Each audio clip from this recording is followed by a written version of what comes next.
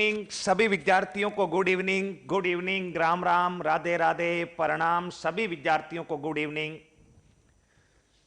राजस्थान की कला संस्कृति की अपन आज विधिवत शुरुआत कर रहे हैं उत्कर्ष ऐप पर। मैं महेंद्र चौधरी आप सभी का राजस्थान की इस कला संस्कृति की क्लास में हार्दिक स्वागत करता हूं।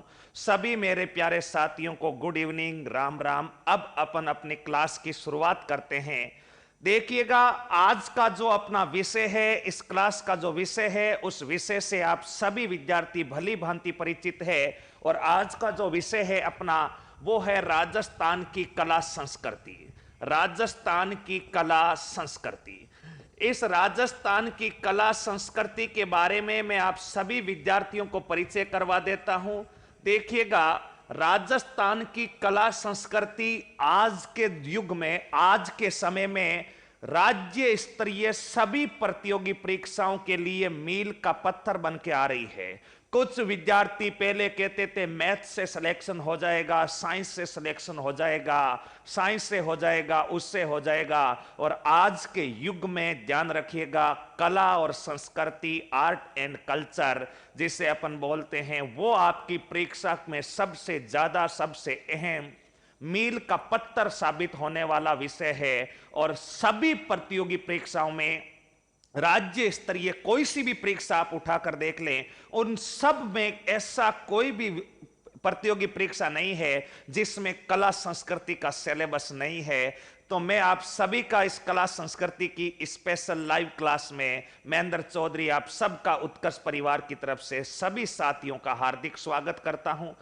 इस कला संस्कृति की क्लास में आज जो अपना पूरी कला संस्कृति को अपन सीढ़ी दर सीढ़ी समझेंगे, पढ़ेंगे, विस्तृत व्याख्या सहित पढ़ेंगे। और मैं आपसे वादा करता हूं, अगर आप तन मन से अपना दिमाग जो है बोर्ड पे लगा के पढ़ेंगे तो कला संस्कृति का मैं आपको विद्यार्थी नहीं मास्टर बना दूंगा। ये मेरा वचन है। पर आपको अनुशासन और शांतिपूर्वक बोर्ड पर ध्यान लगाकर पढ़ना है। तो देखिएगा, अब सबसे पहले अपन शुरुआत करते हैं राजस्थान की कला संस्कृति के बारे में। और कला संस्कृति में आज का जो अपना पहला यूनिट, पहली इकाई रहने वाली है, वो राजस्थान की कला संस्कृति की जो पहली इकाई है उसका नाम है हस्तकला, जिसे अपन दूसरी भाषा में बोल सकते हैं राजस्थान की आर्ट एंड क्राफ्ट। बताइए, जिसे अपन क्या बोल सकते हैं? राजस्थान के आर्ट एंड क्राफ्ट या राजस्थान की हस्तकला। ये अपना पहला यूनिट रहने वाला है। सभी विद्यार्थियों को गुड इवनिंग। अब अपने यूनिट पर अपन फोकस करते हैं और उसी क्रम में आगे बढ़ते हैं। अब देखिएगा, पूरी डिटेल से पढ़ाएंगे। देखिएगा, राजस्थान की कला संस्कृति में अपना जो पहला यूनिट है, उस पहली यूनिट का नाम है हस्तकला। और इस हस्तकला के बारे में अपन शुरुआत करते हैं। हस्तकला को ही अपन कहते हैं आर्ट एंड क्राफ्ट। हस्तकला को ही बताइए अपन क्या कहते हैं? आर्ट एंड क्राफ्ट कहते हैं। तो देखिएगा, राजस्थान की हस्तकला, अपन पहले उन टॉपिकों से शुरुआत कर रहे हैं। हस्तकला एक ऐसा टॉपिक है जहां से डायरेक्ट या इनडायरेक्ट हर पर्सन में, चाहे वहां पर कला संस्कृति का वेटेज कम हो या ज्यादा, 2 से 3 क्वेश्चन पूछे जाते हैं। तो उन क्वेश्चनों के ऊपर, उन प्रश्नों के ऊपर फोकस करते हुए अपन आगे बढ़ेंगे, क्योंकि ये जो टॉपिक है तथ्यात्मक टॉपिक है, समझने वाला टॉपिक है। जैसे अभी अपन शुरुआत कर देते लोक देवता देवियों को, तो वो एक कंसेप्चुअल टॉपिक है, जबकि एक फैक्चुअल टॉपिक है, तथ्यात्मक टॉपिक है। तो पहले अपन जो कला संस्कृति के सबसे बेस्ट यानी थोड़े से हार्ड टॉपिक माने जाते हैं, सरल भाषा में कह सकते हैं कठिन टॉपिक। वैसे कठिन कुछ नहीं रहेगा, आप उत्कर्ष ऐप से जुड़ गए हैं तो कला संस्कृति में कठिन कुछ नहीं रहेगा। लेकिन पहले जो है, पहले अपन उससे शुरुआत करते हैं जो टॉपिक थोड़ा अच्छा हो, जैसे लोक देवता देवियां, लोकगीत, ये अपने थोड़े मनोरंजनात्मक टॉपिक है। तो वो मनोरंजनात्मक टॉपिक, उनका मनोरंजन के साथ आनंद लेंगे अगले चरणों में। पहले चरण में अपन मनोरंजन नहीं करके सीरियस पढ़ाई करेंगे। और अगर सीरियस रह के इस टॉपिक को समझेंगे तो आसानी से समझ में आएगा। हस्तकला हस्तकला जिसे अपन कहते हैं आर्ट एंड क्राफ्ट। सबसे पहले तो इसकी परिभाषा क्या होती है? सबसे पहले तो इसकी परिभाषा हस्तकला होती क्या है? नाम से ही स्पष्ट है। हस्त का अर्थ होता है हाथ, और हाथ से वस्तुएं बनाने की कला। हाथ से वस्तुएं बनाने की कला जो होती है, हाथ से वस्तुओं को निर्माण, हाथ से वस्तुएं बनाने की जो कला होती है, इस हाथ से वस्तुएं बनाने की कला को ही बताइए क्या कहते हैं? हाथ से वस्तुएं बनाने की जो कला होती है, इसी को अपन हस्तकला कहते हैं। ठीक है सर, हाथ से वस्तुएं बनाने की कला हस्तकला हो गई, लेकिन केवल परिभाषा से तो अपना काम चलने वाला नहीं है। तो आगे बढ़ते हैं। कोई भी व्यक्ति हाथ से वस्तु क्यों बनाता है? कोई व्यक्ति इस मार्कर का निर्माण करता है, कोई व्यक्ति इस माइक का निर्माण करता है, कोई इस कपड़े का निर्माण करता है, कोई जूतों का निर्माण करता है, कोई दरी बनाता है, कोई गलीचा बनाता है। तो ये सारे हाथ से बनने वाले उत्पाद है। और हाथ से बनने वाला उत्पाद कोई भी इंसान इस मार्कर का निर्माण क्यों करता है, दरी का निर्माण क्यों करता है, गलीचे का निर्माण क्यों करता है? क्या उसे हाथ से वस्तुएं बनाने में आनंद आता है? नहीं आता, क्योंकि वो हाथ से वस्तुएं इसलिए बनाता है ताकि हाथ से वस्तुओं का निर्माण करके उन वस्तुओं को वो बाजार में बेचेगा। बाजार में बेचेगा तो उसके बदले उसे कुछ पैसे प्राप्त होंगे, और पैसे प्राप्त होंगे तो वो अपनी आजीविका आसानी से चला पाएगा। यानी वो हाथ से वस्तुएं बनाना उसका व्यवसाय है। आप कल को गवर्नमेंट नौकरी लग जाओगे, तो गवर्नमेंट नौकरी लग जाओगे तो आपका प्रमुख उद्देश्य क्या है? गवर्नमेंट नौकरी लगने के बाद आपका सरकार से वेतन प्राप्त करना प्रमुख उद्देश्य होगा। यानी आप नौकरी क्यों करोगे? क्योंकि आपकी आजीविका, आपका जीवन सुचारू रूप से चल सके। तो इस कारण अगर आप भी कल को नौकरी करोगे तो नौकरी आपका व्यवसाय होगा, क्योंकि उसी नौकरी से आपकी जीविका चल रही है। तो ऐसा कोई भी कार्य जो व्यक्ति के द्वारा अपनी जीविका उपार्जन के लिए, अपनी जीविका चलाने के लिए किया जाता है, वो जो कार्य होता है वो क्या कहलाता है? व्यवसाय कहलाता है। यानी हस्तकला भी एक प्रकार का व्यवसाय है। समझना है, ध्यान से समझना है, तो बिंदु दर बिंदु समझना है। हस्तकला एक तरह का व्यवसाय है। क्यों है? क्योंकि कोई भी व्यक्ति हाथ से वस्तु इसलिए बनाता है ताकि उसे बाजार में बेचे, उससे कुछ पैसे प्राप्त करे, और पैसों से अपनी जीविका को सुचारू करे। तो अपनी जीविका चलाने के लिए किया गया कार्य बताइए क्या कहलाता है? ये कहलाता है, अपने को ध्यान रखना, ये जो कहलाता है ये व्यवसाय कहलाता है। और व्यवसाय जो है वो व्यवसाय ही एक हस्तकला है। अब ध्यान रखना, व्यवसाय की कई इकाइयां, व्यवसाय की कई इकाइयां मिलकर उद्योग का निर्माण करती है। व्यवसाय की कई इकाइयां मिलकर उद्योग का निर्माण करती है। ध्यान रखना, यहां पर यहीं से मैं अपना कंसेप्ट बना रहा हूं। व्यवसाय की कई इकाइयां मिलकर उद्योग का क्या करती है? उद्योग का निर्माण करती है। यानी व्यवसाय की जो इकाइयां होती है वो मिलकर के उद्योग का क्या करती है? निर्माण। छोटे छोटे बिजनेस, छोटे छोटे व्यवसाय मिलकर ही, छोटे छोटे बिजनेस, छोटे छोटे व्यवसाय मिलकर ही उद्योग का निर्माण करते हैं। यानी मैं सीधा सा इनडायरेक्ट रूप में कह सकता हूं कि हस्तकला भी एक प्रकार का क्या है? उद्योग है।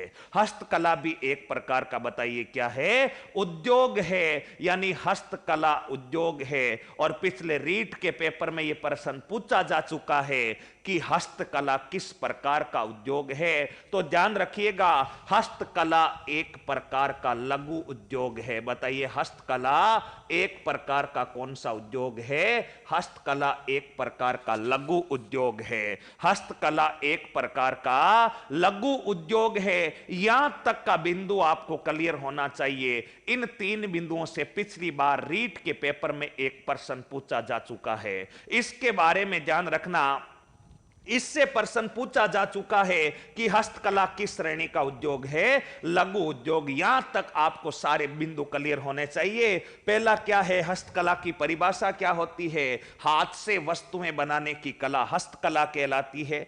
कोई भी व्यक्ति हाथ से वस्तु बनाएगा तो वो उसका व्यवसाय है। व्यवसाय की कई इकाइयां मिलकर उद्योग का निर्माण करती है, यानी हस्तकला व्यवसाय भी है, हस्तकला उद्योग भी है। और हस्तकला किस श्रेणी का उद्योग है? लघु श्रेणी का उद्योग है। यानी हस्तकला कौन सा उद्योग है? लघु उद्योग है। यहां तक के आपके सारे बिंदु क्लियर होने चाहिए। अभी मैं लिखवा दूंगा सारे बिंदु, एक बार आप यहां तक समझिएगा। हस्तकला क्या है? एक प्रकार का लघु उद्योग है। हस्तकला एक प्रकार का क्या है? लघु उद्योग है। यहां तक ध्यान रखिएगा।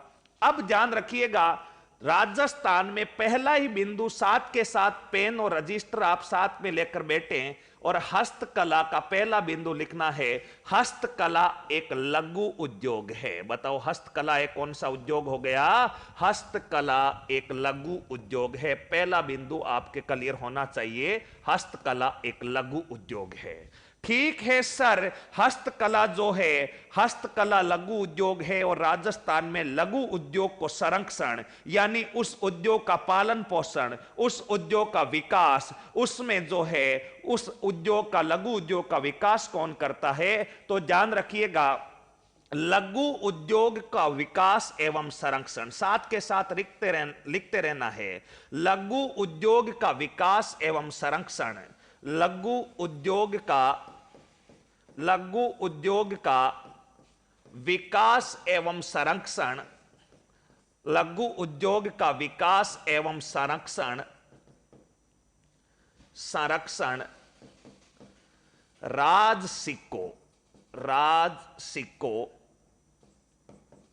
राजसिको ध्यान रखना, एक संस्थान है राजसिको, जिसका पूरा नाम क्या है?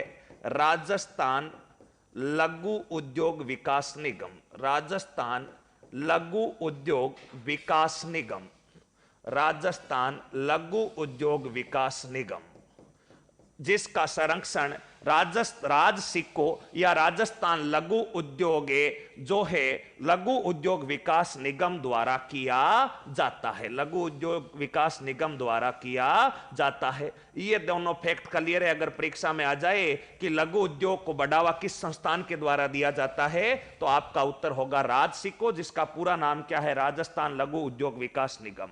अगला बिंदु ध्यान रखना, राजसिको की स्थापना कब हुई? राजसिको, इसके बारे में ध्यान रखना। राजसिको की जो स्थापना होती है, वो राजसिको की स्थापना होती है 3 जून 1961 को। बताइए, राजसिको की जो स्थापना होती है वो होती है 3 जून 1961 को, 3 जून 1961 को। उसके बाद अगला बिंदु ध्यान रखना, राजसिको का जो मुख्यालय है, ये राजसिको का मुख्यालय या राजसिको की स्थापना बताइए कहां पर होती है? जयपुर। तो हस्तकला की अपन शुरुआत करते हैं, परिभाषा अपन ने देख ली। उसके बाद ये 3 फैक्चुअल फैक्ट आपको याद रखने हैं कि हस्तकला किस श्रेणी का उद्योग है? लघु उद्योग है। रीट का पेपर है, रीट के पेपर का प्रश्न है, लघु उद्योग का विकास एवं संरक्षण किसके द्वारा किया जाता है? तो अपने को ध्यान रखना है, राजसिको के द्वारा इसका संरक्षण किया जाता है। और उसके बाद अपने को पता होना चाहिए राजसिको का पूरा नाम क्या है? तो राजसिको का पूरा नाम जो है वो है अपना राजस्थान लघु उद्योग विकास निगम, जिसकी स्थापना 3 जून 1961 को होती है। और यह स्थापना बताओ कहां पर होती है? यह स्थापना होती है जयपुर में। एक बार जल्दी से यहां तक उतारिए, उसके बाद आगे बढ़ते हैं। साथ के साथ उतारते रहिए, उसके बाद आगे बढ़ते हैं।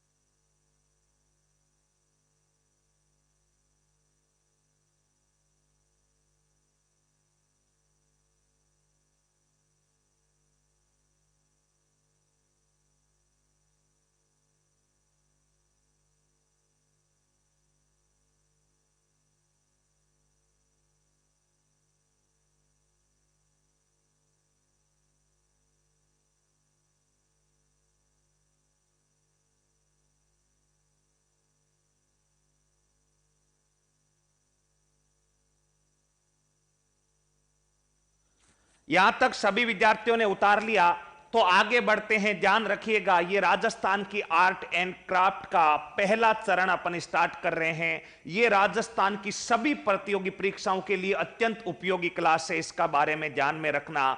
ये जो है राजस्थान की कला संस्कृति की क्लास है, और कला संस्कृति में अपना पहला टॉपिक है हस्तशिल्प। यहां तक सबने उतार लिया, तो आगे बढ़ते हैं। राजस्थान में हस्तशिल्प जो है, वो हस्तशिल्प जो है उसको संरक्षण देता है राज सिक्को, और हस्तकला को बढ़ावा भी कौन देता है? राज सिक्को। और इसकी स्थापना के बारे में अपन ने चर्चा की। अगला बिंदु, ये जितने भी मैं महत्वपूर्ण बिंदु लिखवा रहा हूं, ये आपको भली भांति ध्यान रखना है। कठिन लग सकते हैं बिंदु, याद करने होंगे। और परीक्षार्थी का, परीक्षक का एक ही सिद्धांत होता है, जहां से टॉपिक कठिन होता है वहीं से वो परीक्षा में सर्वाधिक क्वेश्चन पुटअप करता है। तो ये टॉपिक आर्ट एंड कल्चर के अधिकांश टॉपिक मनोरंजनात्मक है। अधिकांश विद्यार्थियों ने मेरे से ऑफलाइन बैच में पढ़ा होगा तो बोला सर बड़ा मनोरंजनात्मक है आर्ट एंड कल्चर तो। लेकिन ध्यान रखना, अपन मनोरंजनात्मक जो टॉपिक है उनको बाद में करेंगे। पहले फैक्चुअल और कंसेप्चुअल जो टॉपिक है, जो कंसेप्ट पर आधारित है, तथ्यों पर आधारित है, जहां से सर्वाधिक क्वेश्चन पुटअप होते हैं, उन पर चर्चा कर रहे हैं। तो ये फैक्ट आपको याद रखने हैं, ये 3 फैक्ट लिखे थे। इसके बाद आगे बढ़ते हैं, तो ध्यान रखना, हस्तकला एक प्रकार का, बताइए कौन सा उद्योग पढ़ा अपन ने? लघु उद्योग।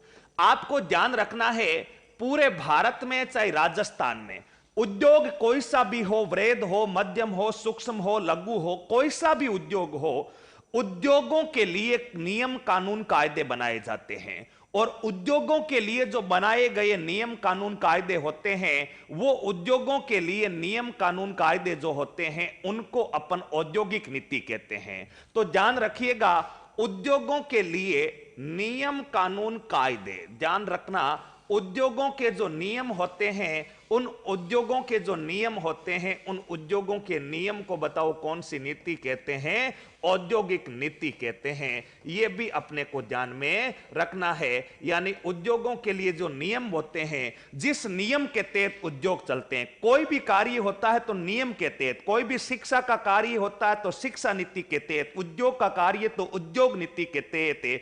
तो ध्यान रखिएगा, तो औद्योगिक नीति जो होती है, औद्योगिक नीति किसका आधार है? उद्योगों का। यानी हस्तकला भी किसके आधार पर चलती है? औद्योगिक नीति पर। तो थोड़ा बहुत अपने को राजस्थान और भारत की औद्योगिक नीति के बारे में भी ध्यान होना चाहिए, क्योंकि हस्तकला पढ़ रहे हैं तो हस्तकला ऐसे तो है नहीं कि कोई भी व्यक्ति इच्छा से कुछ कर दिया। उसके लिए आपको परमिशन लेनी पड़ती है, कुछ नियम होते हैं, कुछ कानून होते हैं, कुछ कायदे होते हैं। तो ध्यान रखना, जो जितने भी उद्योग है उनके लिए अपने का निर्धारण करता है औद्योगिक नीति। अब औद्योगिक नीति के बारे में मैं कुछ फैक्ट लिख रहा हूं, वो फैक्ट आपको लिखना है। और क्या होता है, अगर आपसे पूछा जाए कि भारत की प्रथम औद्योगिक नीति, अगर आपसे पूछा जाए कि भारत की प्रथम औद्योगिक नीति, भारत की प्रथम औद्योगिक नीति, ध्यान रखिएगा, भारत की प्रथम औद्योगिक नीति अगर आपसे पूछा जाए तो ये 1948 में, भारत की प्रथम औद्योगिक नीति 1948 में श्यामा प्रसाद मुखर्जी द्वारा जारी की गई। भारत की प्रथम औद्योगिक नीति 1948 में श्यामा प्रसाद मुखर्जी द्वारा जारी की गई, श्यामा प्रसाद मुखर्जी द्वारा जारी की गई। यह भी अपने को ध्यान रखना है कि भारत की जो प्रथम औद्योगिक नीति है वो किसके द्वारा और कब जारी की जाती है? यह जुलाई 1948 में जारी की जाती है। और किसके द्वारा जारी की जाती है? तो यह जारी की जाती है, यह जारी की जाती है अपने श्यामा प्रसाद मुखर्जी के द्वारा। कुछ विद्यार्थी कह रहे हैं सर इतिहास का क्या हुआ? इतिहास अपनी अगली अलग कक्षाओं में चलता है। यह क्लास जो है यह अपने राजस्थान की कला संस्कृति की क्लास है। तो जो विद्यार्थी अनावश्यक कमेंट कर रहे हैं कि सर इतिहास पढ़ाओ, तो इतिहास अपना अलग समय पे अलग क्लास में चलता है। यह क्लास राजस्थान की कला संस्कृति की राज्य स्तरीय सभी प्रतियोगी परीक्षाओं के लिए उपयोगी क्लास है। इसको ध्यान से पढ़ें। जो विद्यार्थी है इतिहास का इसके बारे में अनावश्यक कमेंट ना करे। इतिहास अपना अलग समय अलग क्लास में चलता है। यह क्लास राजस्थान की आर्ट एंड कल्चर, राजस्थान की कला संस्कृति के बारे में क्लास है। कला संस्कृति से संबंधित क्वेश्चन ही आप कमेंट में पुटअप करें। हस्तकला पढ़ रहे हैं, कला संस्कृति में हस्तकला उद्योग है, देख लिया कौन सा उद्योग है, कौन संरक्षण देता है, और हस्तकला औद्योगिक नीति के आधार पर चलता है। और राजस्थान की नहीं, भारत की पहली औद्योगिक नीति जो जारी होती है वो औद्योगिक नीति जारी होती है 1948 में, और जारी करने वाले व्यक्ति का नाम क्या था? श्यामा प्रसाद मुखर्जी। ठीक बात है सर, ये लाइन तो हम याद कर लेंगे श्यामा प्रसाद ने, लेकिन अपन राजस्थान की कला संस्कृति पढ़ रहे हैं तो ध्यान रखना, राजस्थान की प्रथम औद्योगिक नीति, ध्यान रखना, अगर आपसे पूछा जाए कि राजस्थान की प्रथम औद्योगिक नीति कब जारी हुई तो आप क्या बताएंगे कि राजस्थान की जो प्रथम औद्योगिक नीति है यह जारी होती है 24 जून। कब होती है बताइए? 24 जून 1978। और किसके द्वारा जारी की जाती है? बैरू सिंह शेखावत के द्वारा। ध्यान रखना, राजस्थान की प्रथम औद्योगिक नीति जो है 24 जून 1978 को बैरू सिंह शेखावत के द्वारा की जाती है। बैरू सिंह शेखावत के द्वारा राज्य की प्रथम औद्योगिक नीति जारी की जाती है। ठीक है सर, अब यहां पर देखना, राजस्थान की प्रथम औद्योगिक नीति जारी हो गई। अपने को प्रथम के बारे में ध्यान रखना है, उसके बाद ध्यान रखना सेकेंड औद्योगिक नीति जो है ये 1991 में जारी होती है, कोई महत्वपूर्ण नहीं है। थर्ड जो औद्योगिक नीति है ये जारी होती है 1994 में। फोर्थ जो औद्योगिक नीति जारी होती है ये होती है 1998 में। और ये सभी औद्योगिक नीतियां बताइए किसके द्वारा जारी की जाती है? बैरू सिंह शेखावत के द्वारा। किसके द्वारा जारी की जाती है? बैरू सिंह शेखावत के द्वारा। राजस्थान की प्रारंभिक 4 औद्योगिक नीतियां, इंडस्ट्रियल प्लान जो है वो बैरू सिंह शेखावत के द्वारा जारी किए जाते हैं। कब कब किए जाते हैं? 78, 91, 94 और 98 में ये जारी किया जाता है। पांचवी औद्योगिक नीति ध्यान रखना, जो पांचवी औद्योगिक नीति है ये जारी होती है 2010 में। और ये पांचवी औद्योगिक नीति बताओ किसके द्वारा जारी होती है? अशोक गहलोत के द्वारा जारी होती है। बताइए किसके द्वारा जारी होती है? अशोक गहलोत के द्वारा जारी होती है। और जो छठी और नवीनतम जो वर्तमान में औद्योगिक नीति चल रही है ये होती है 2015 में। और 2015 में अपने मुख्यमंत्री, तत्कालीन मुख्यमंत्री वसुंधरा राजे के द्वारा। यानी अब तक राजस्थान में उद्योगों के लिए कुल कितने नियम कानून कायदे बन चुके हैं? 6 औद्योगिक नीतियां बन चुकी है। अगर भारत की पूछे तो भारत की पहली 1948 में जारी हुई। राजस्थान की पहली औद्योगिक नीति 24 जून जो है वो 24 जून जो है उसके बारे में 24 जून 1978 के बारे में शुरू होती है। तो देखिएगा ये कुछ फैक्ट बातें रखनी है। उद्योग क्या होते हैं क्या नहीं होते हैं वो आपके भूगोल में आप विस्तार से पढ़ोगे, क्योंकि आपका पूरा यूनिट है उद्योग धंधे। यहां पर अपन हस्तकला पढ़ रहे हैं तो मैंने आपको केवल ये 2 तिथियां याद रखने के लिए बताया, क्योंकि कभी कभार एग्जामिनर क्या होता है जो है पूंछ पकड़ करके प्रश्न पूछ लेता है। पूंछ पकड़ने का अर्थ क्या है? सिलेबस में नहीं है लेकिन उससे मिलता जुलता कहीं पूछ लेता है। तो यहां पर अपन उद्योगों की विस्तार से व्याख्या नहीं करेंगे कि उद्योग कौन सा किस श्रेणी में आता है, कितना निवेश करेंगे प्लांट मशीनरी में तो वो वृद्ध कहलाएगा।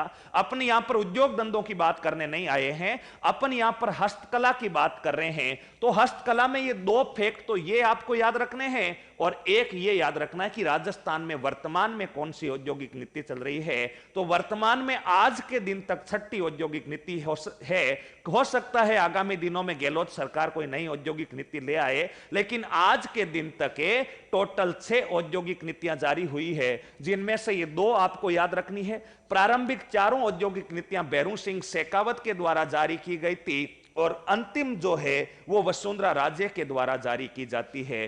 तो ये हस्तकला उद्योगों से बनी हुई है। हस्तकला औद्योगिक नीति पर चलती है, तो औद्योगिक नीति पर चलती है तो इन औद्योगिक नीतियों की जानकारी होना चाहिए। ये कुछ कंसेप्ट है जो जल्दी से उतारे, उसके बाद आगे बढ़ते हैं। ये जो क्लास है राजस्थान की कला संस्कृति सभी प्रतियोगी परीक्षाओं के लिए अत्यंत उपयोगी है। ध्यान रखें, कांस्टेबल में भी ये आपका अत्यंत उपयोगी है। कांस्टेबल में भी आएगा, पटवार में भी है, ग्राम सेवक में, Rajasthan high court group D, REET level first SST, REET level second SST, RAS, SI second grade, PTI, SCF, जितने भी वन विभाग, जितनी भी प्रतियोगी परीक्षा है, उन सब के लिए यह टॉपिक अत्यंत उपयोगी है। इसलिए इससे जो भी विद्यार्थी है, जो भी परीक्षा देना चाहे, जैसे आप कोई सा भी एग्जाम देंगे राज्य स्तरीय, तो ये आएगा ही आएगा। अब इसको जल्दी उतारे, फिर हस्तकला को आगे बढ़ाते हैं, यहां तक जल्दी से उतारिएगा।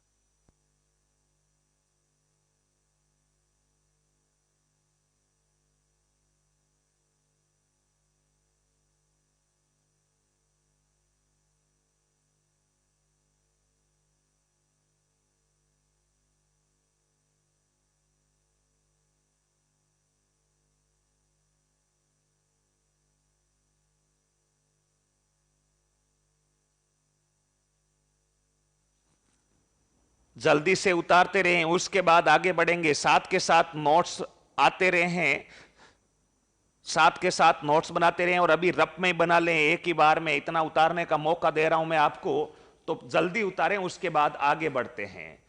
कुछ विद्यार्थियों के कमेंट आ रहे हैं कौन सी क्लास कब होगी, तो ये आपके उत्कर्ष ऐप में, आप उत्कर्ष ऐप से नए जुड़े हैं, आप पूरे उत्कर्ष ऐप का फीचर समझिए, उसके क्या क्या उपयोग है, अपने आप आपकी सारी सुविधा हो जाएगी, और जो भी कोई कमी कसर रह गई है उसको जल्द ही पूरा कर दिया जाएगा। तो देखिएगा, जल्द से उतारे, फिर आगे बढ़ते हैं।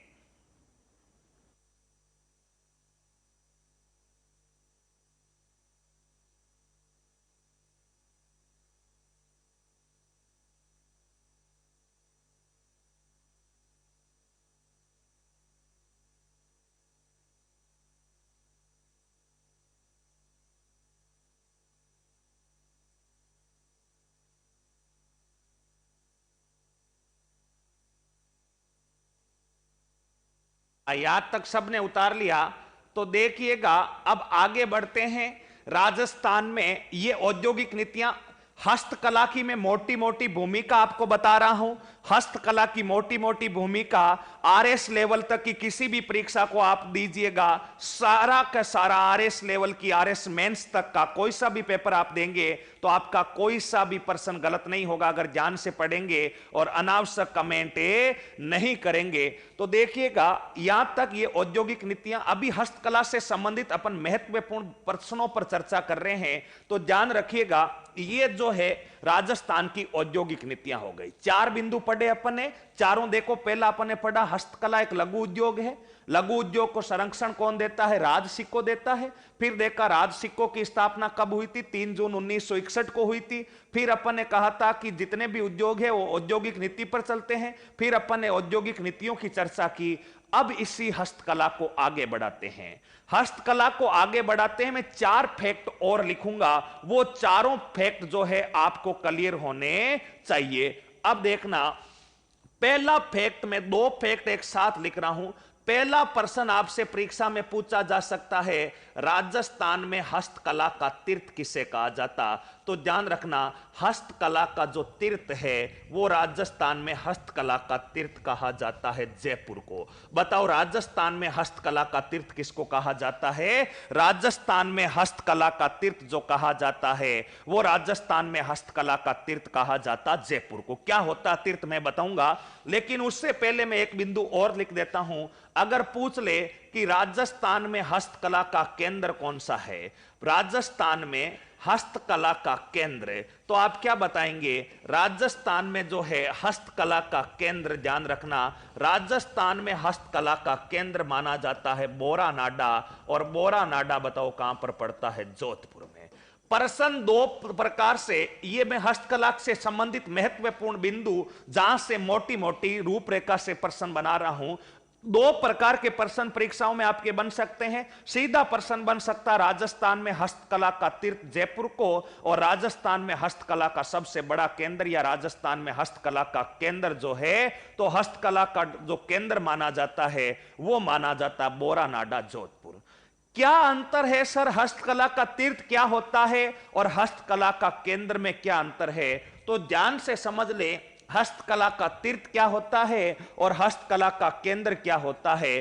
तो देखिएगा, हस्तकला के तीर्थ का अर्थ होता है ऐसा स्थान जहां पर हाथ से बनने वाली वस्तुओं का सर्वाधिक निर्माण होता है उस स्थान को हस्तकला का तीर्थ कहा जाता है। यानी वो दूसरे शब्दों को घुमाकर भी अगर पूछ ले, आपसे पूछ ले कि राजस्थान के किस स्थान पर सर्वाधिक हस्त निर्मित वस्तुओं का निर्माण होता है, तो आपका सही उत्तर होगा जयपुर। और जिस स्थान पर सर्वाधिक हस्त निर्मित वस्तुओं का निर्माण होता है उस स्थान को हस्तकला का तीर्थ कहा जाता है। तो बताओ राजस्थान में हस्तकला का तीर्थ कौन सा हो गया? जयपुर हो गया। कौन सा हो गया? जयपुर।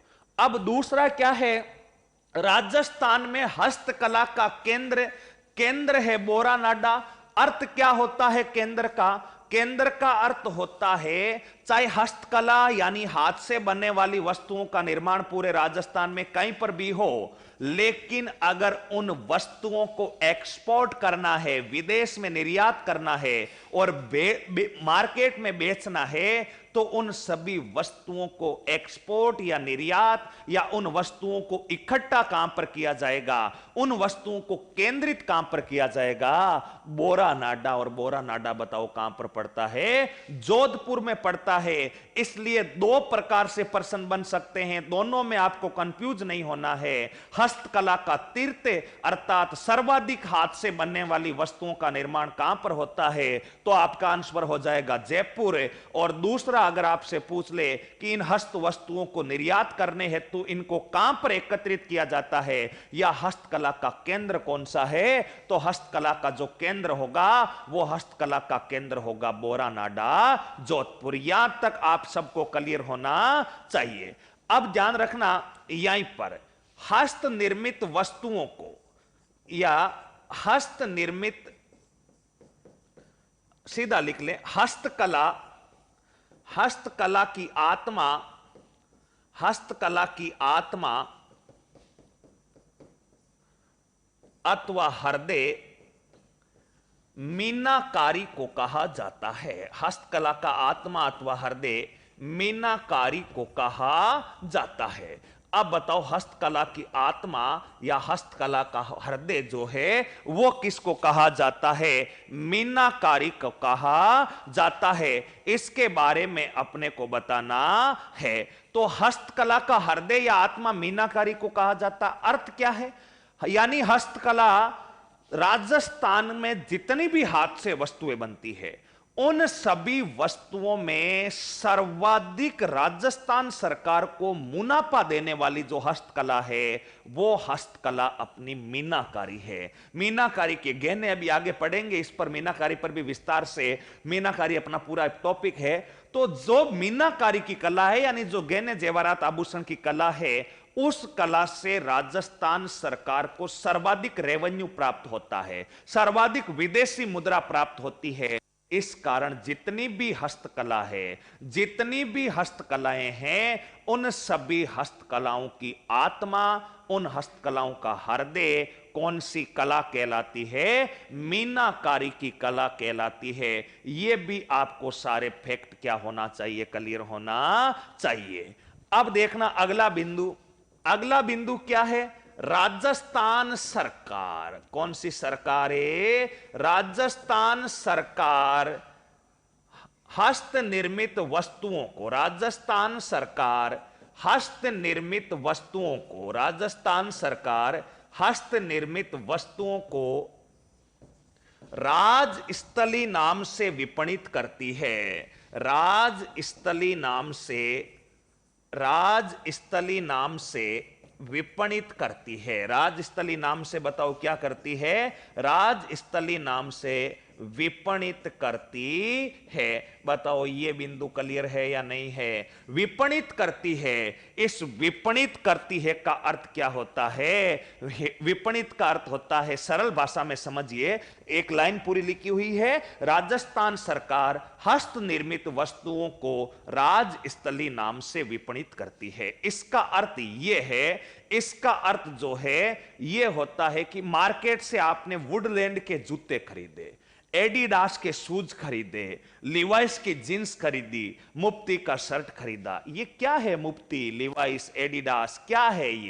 ये एक ब्रांड का नाम है। आप अगर एडिडास के शोरूम में घुस रहे हैं तो आप ये आपके दिमाग में पहले से एडिडास की छवि बनी हुई है कि एडिडास का प्रोडक्ट बड़ा ही शानदार प्रोडक्ट होता है, और आप वहां पर उससे जो भी वो पैसे मांगता है वो देख के आते हैं। डिस्काउंट का नहीं पूछते, क्योंकि पता है एडिडास एक इंटरनेशनल ब्रांड है, और इंटरनेशनल ब्रांड है और उसकी सारी कीमत वगैरह तय होती है। यानी आप आंख बंद करके एडिडास पर विश्वास करते हैं, वुडलैंड पर विश्वास करते हैं, मुफ्ती पर विश्वास करते हैं, लिवाइस पर विश्वास करते हैं। क्यों? क्योंकि वो इंटरनेशनल ब्रांड है। अब बताओ, क्या एडिडास जो होता है, एडिडास एक मार्केटिंग कंपनी है, यानी एडिडास का लोगो लग गया यानी वो चीज परफेक्ट है।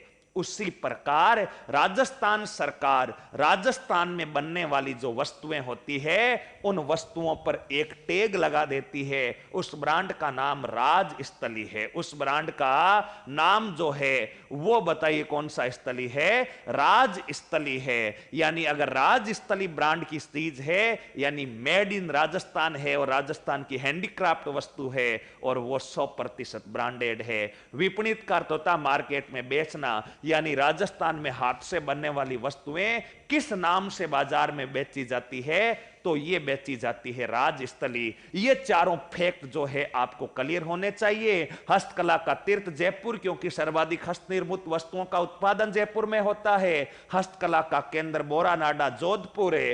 हस्तकला की आत्मा हृदय मीनाकारी। और हस्त निर्मित वस्तुओं को किस नाम से विपणित किया जाता है? तो हस्त निर्मित वस्तुओं का विपणन राजस्थान सरकार किस नाम से करती है? राजस्थली से। ये चारों फैक्ट उतारिए, उसके बाद बढ़ते हैं आगे। जल्दी से उतारें, उसके बाद आगे बढ़ते हैं।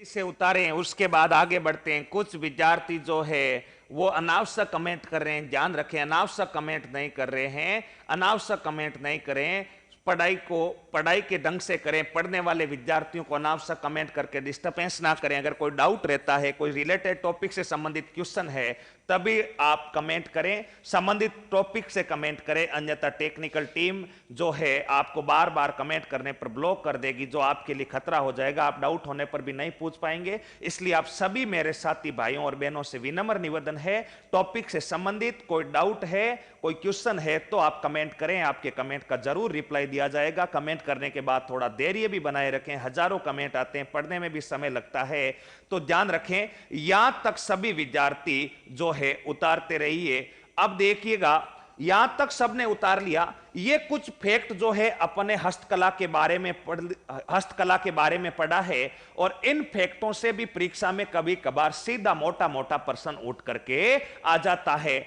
यहां तक प्रत्येक बिंदु आपको क्लियर होना चाहिए। अब अपन अपनी विधिवत हस्तकला की शुरुआत करते हैं। हालांकि मैंने 3 शिल्पग्राम छोड़े हैं, और तीनों शिल्पग्रामों के बारे में मैं चर्चा करूंगा जब अपन हस्तकला से संबंधित और महत्वपूर्ण सही समय आएगा। उस समय हवाला शिल्पग्राम, पाल शिल्पग्राम, उनकी भी चर्चा करूंगा। ये जितने भी मैंने 8-10 आपको महत्वपूर्ण बिंदु लिखवाए हैं, ये हस्तकला से संबंधित रिलेटिव आउट ऑफ सिलेबस, यानी हस्तकला से लेआउट के प्रश्न बन सकते हैं। तो इन बिंदुओं को आपको पढ़ना है और इन बिंदुओं को आपको याद भी करना है। अब देखना, हस्तकला की अपन शुरुआत करते हैं, और हस्तकला का जो सबसे पहला और महत्वपूर्ण जो अपना टॉपिक है, जहां से सर्वाधिक प्रश्न बनते हैं परीक्षाओं में, उस टॉपिक का नाम है पोट्री कला। उस टॉपिक का नाम बताओ क्या है? पोट्री। तो सबसे पहले आप हेडिंग लगाइएगा, हस्तकला में सबसे पहला बिंदु अपन पढ़ेंगे पोट्री, और पूरा ध्यान से पढ़ना है पोट्री। क्या होती है पोट्री, क्या नहीं होती है, उन सभी विषयों पर, सभी बिंदुओं पर अपन चर्चा करेंगे, पोट्री को स्पर्श करते हुए चलेंगे। तो सबसे पहले देखिएगा पोट्री होती क्या है और पोट्री की कला का जन्म कहां से हुआ, राजस्थान में यह कला क्या है, वो कला क्या है, अपने को ध्यान में रखना है। अब देखिएगा पोट्री का अर्थ क्या होता है, चीनी मिट्टी के बर्तनों पर चित्रकारी का कार्य। सरल सी परिभाषा है, चीनी मिट्टी के बर्तनों पर, चीनी मिट्टी के बर्तनों पर चित्रकारी का कार्य, चीनी मिट्टी के बर्तनों पर चित्रकारी का कार्य। चीनी मिट्टी के बर्तन कौन से होते हैं, चीनी मिट्टी के बर्तन अपन सरल सी राजस्थानी भाषा में आपने देखा होगा, कप जो अपन चाय पीते हैं, प्लेटें, दोने, ऐसे जो चिकनी मिट्टी से बर्तन बने होते हैं, अगर उन पर विशेष प्रकार की कलाकृति की जाए तो जो है वो कलाकृति की जाए तो उसे अपन क्या कहते हैं, पोट्री कहते हैं। उससे क्या कहते हैं, पोट्री कहते हैं। ये बिंदु अपने को ध्यान रखना है। अब दूसरी बात ध्यान रखिएगा, ये कला मूल रूप से कहां की है, ये कला जो है, ये कला का जन्म राजस्थान में नहीं हुआ था, ये कला मूल रूप से कहां की है बताइए। तो ये कला जो मूल रूप से है पर्सिया की, बताओ कहां की है, पर्सिया। और इसी पर्सिया का वर्तमान नाम हो गया है ईरान। बताओ इसी पर्सिया का वर्तमान नाम क्या हो गया है, ईरान हो गया है। तो ध्यान रखिएगा ये कला मूल रूप से पर्सिया ईरान की है, पर्सिया ईरान की। तो सर पर्सिया ईरान तो अपने से बहुत ज्यादा दूर है, ये भारत में कैसे आई। तो देखिएगा इस कला को, पोट्री कला को पर्सिया ईरान से, पर्सिया ईरान से मुगल दरबार, ध्यान रखना पर्सिया ईरान से इस कला को मुगल दरबार तक, मुगल दरबार बताओ कहां पर लगता था, प्राचीन समय में मुगल दरबार आयोजित होता था लाहौर में। प्राचीन समय में बताओ मुगल दरबार कहां लगता था, लाहौर। और मुगल दरबार लाहौर तक इस कला को लेकर आया था अकबर। बताओ इस कला को लेकर कौन आया था, अकबर। यानी ये कला का जन्म तो ईरान में हुआ, लेकिन ईरान के बाद जो है, वो ईरान के बाद ये जो कला है, ये कला आती है लाहौर। और लाहौर इस कला को लेकर कौन आता है, वो कला को जो है लेकर के आता है अकबर, लेकर आता है। बताइए कौन लेकर आता है, अकबर लेकर आता है। ठीक है, अकबर इस कला को लाहौर लेकर आ गया। अब लाहौर से इस कला को जयपुर कौन लाता है, ध्यान रखना, लाहौर से यह कला आती है जयपुर। और जयपुर में ध्यान रखना इस कला को लेकर के आता है मान सिंह प्रथम। इस कला को बताओ लेकर कौन आता है, मान सिंह। यानी इस कला का जन्म तो होता है पर्सिया ईरान में, लेकिन ईरान से यह कला आती है लाहौर, लाहौर अकबर लाया। और लाहौर से यह कला आती है जयपुर, जयपुर इस कला को कौन लेकर आता है, जयपुर इस कला को लेकर के आता है, ध्यान रखना, जयपुर इस कला को लेकर के आता है मान सिंह प्रथम, मान सिंह प्रथम। अब देखना जयपुर ये कला मान सिंह प्रथम लेकर आ गया, लेकिन मान सिंह प्रथम के काल में इस कला का विकास नहीं होता है। मान सिंह प्रथम कला को लेकर तो जयपुर जरूर आया था, लेकिन इस कला का विकास मान सिंह के काल में नहीं होता है। तो ध्यान रखिएगा, हम जो है अपने को ध्यान रखना है, मान सिंह प्रथम जो है इसके काल में इस कला का विकास नहीं होता है। तो सर्वाधिक जो विकास होता है वो विकास बताओ किस शासक के काल में होता है, वो विकास होता है राम सिंह सेकेंड के काल में। बताओ किसके काल में होता है, राम सिंह सेकेंड के काल में इस कला का, राम सिंह सेकेंड के काल में, राम सिंह सेकंड के काल में इस कला का सर्वाधिक विकास, इस कला का सर्वाधिक बताओ क्या होता है, विकास होता है। यानी अगर आपसे पूछा जाए कि इस कला को जयपुर लेकर कौन आया, तो इस कला को जयपुर लेकर तो आया था राम सिंह, इस कला को जयपुर लेकर तो कौन आया था, राम सिंह आया था। लेकिन ध्यान रखना इस कला को जयपुर लेकर तो मान सिंह आया था, मान सिंह प्रथम, लेकिन कला का जो सर्वाधिक विकास होता है वो किसके कारण काल में होता है, राम सिंह द्वितीय। यहां से एक प्रश्न और भी क्या परीक्षा में बन सकता है, एक प्रश्न परीक्षा में यह भी बन सकता है, ध्यान रखना, ऐसा भी पूछा जा सकता है कि ये जो अपने पोट्री कला है, इसको पुनर्जीवित किसने किया था? तो उसका भी सही आंसर बताओ कौन सा सिंह हो जाएगा? राम सिंह हो जाएगा। और राम सिंह द्वितीय, जिसके आगे आप सवाई शब्द भी लगा सकते हैं, सवाई राम सिंह या राम सिंह द्वितीय। तो 2% इस कला का सर्वाधिक विकास भी राम सिंह द्वितीय के काल में, और इस कला को पुनर्जीवित करने का कार्य भी किसके काल में? राम सिंह। जबकि लाने वाला मान सिंह था, लेकिन मान सिंह के काल में कला का विकास नहीं हुआ, ये कला लगभग विलुप्त सी हो गई थी। और कला जब विलुप्त सी हो गई थी, तब ये कला जो है वापस उठी थी, और राम सिंह काल में उठी थी। अब यहां पर ध्यान रखना, राम सिंह के काल में क्या होता है? दो प्रमुख कलाकार, राम सिंह के दो प्रमुख दरबारी कलाकार थे। ध्यान रखना, राम सिंह के दो प्रमुख दरबारी कलाकार थे, और राम सिंह के दो प्रमुख दरबारी कलाकारों में एक का नाम था काल्लू। एक का नाम बताओ क्या था? काल्लू। और दूसरे कलाकार का नाम था चूड़ामन। बताओ दूसरे कलाकार का नाम क्या था? चूड़ामन। एक कलाकार का नाम था काल्लू, और दूसरे कलाकार का नाम बताओ क्या था? चूड़ामन था। ये दो दरबारी कलाकार थे, और काल्लू और चूड़ामन जाते हैं यहां से दिल्ली। बताओ काल्लू और चूड़ामन यहां से बताओ कहां पर जाते हैं? दिल्ली। और दिल्ली इन्होंने प्रशिक्षण प्राप्त किया था। उस समय का एक प्रमुख कलाकार था भोला कुमार। बताओ कौन सा कुमार है? भोला कुमार से क्या प्राप्त किया था? भोला कुमार से प्राप्त किया था प्रशिक्षण यानी ट्रेनिंग। अब दोबारा से देखना इस कला को, अब आपको आसानी से आपको समझ में आएगा। अब देखिएगा क्या है पोट्री। वापस मैं शुरुआत से बता रहा हूं, बार बार नहीं बताऊंगा। पोट्री का अर्थ क्या होता है? पोट्री का अर्थ होता है चीनी मिट्टी के बर्तन, यानी जो चिकनी मिट्टी के बर्तन बने हुए होते हैं, उन पर जो चित्रकारी का कार्य किया जाता है, उस चित्रकारी के कार्य को अपन पोट्री कहते हैं। उसको अपन क्या कह रहे हैं? पोट्री कहते हैं। अब देखना, चीनी मिट्टी के बर्तनों पर ये जो चित्रकारी की कला है, यानी जो पोट्री की कला है, इसका जन्म होता है पर्सिया ईरान में।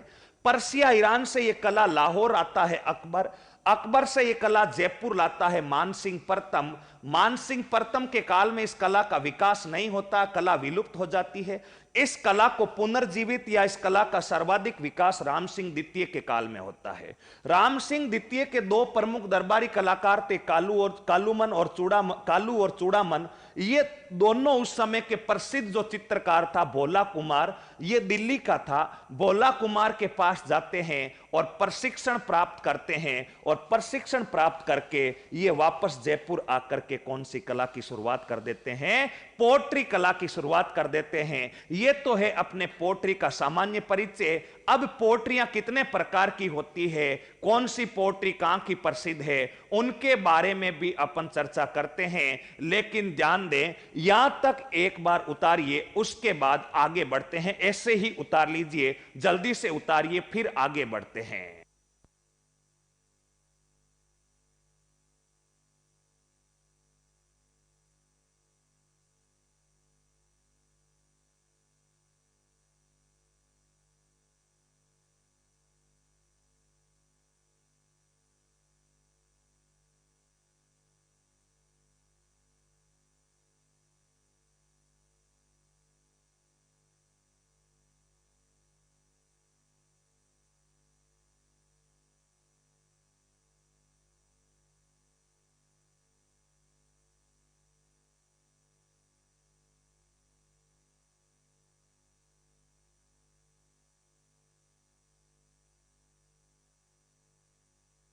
यहां तक उतारिए जल्दी से, उसके बाद ऊपर बढ़ते हैं, उसके बाद आगे बढ़ते हैं जल्दी से।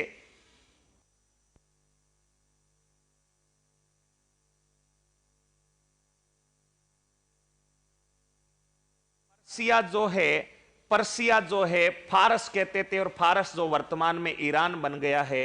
जल्दी से उतार लें।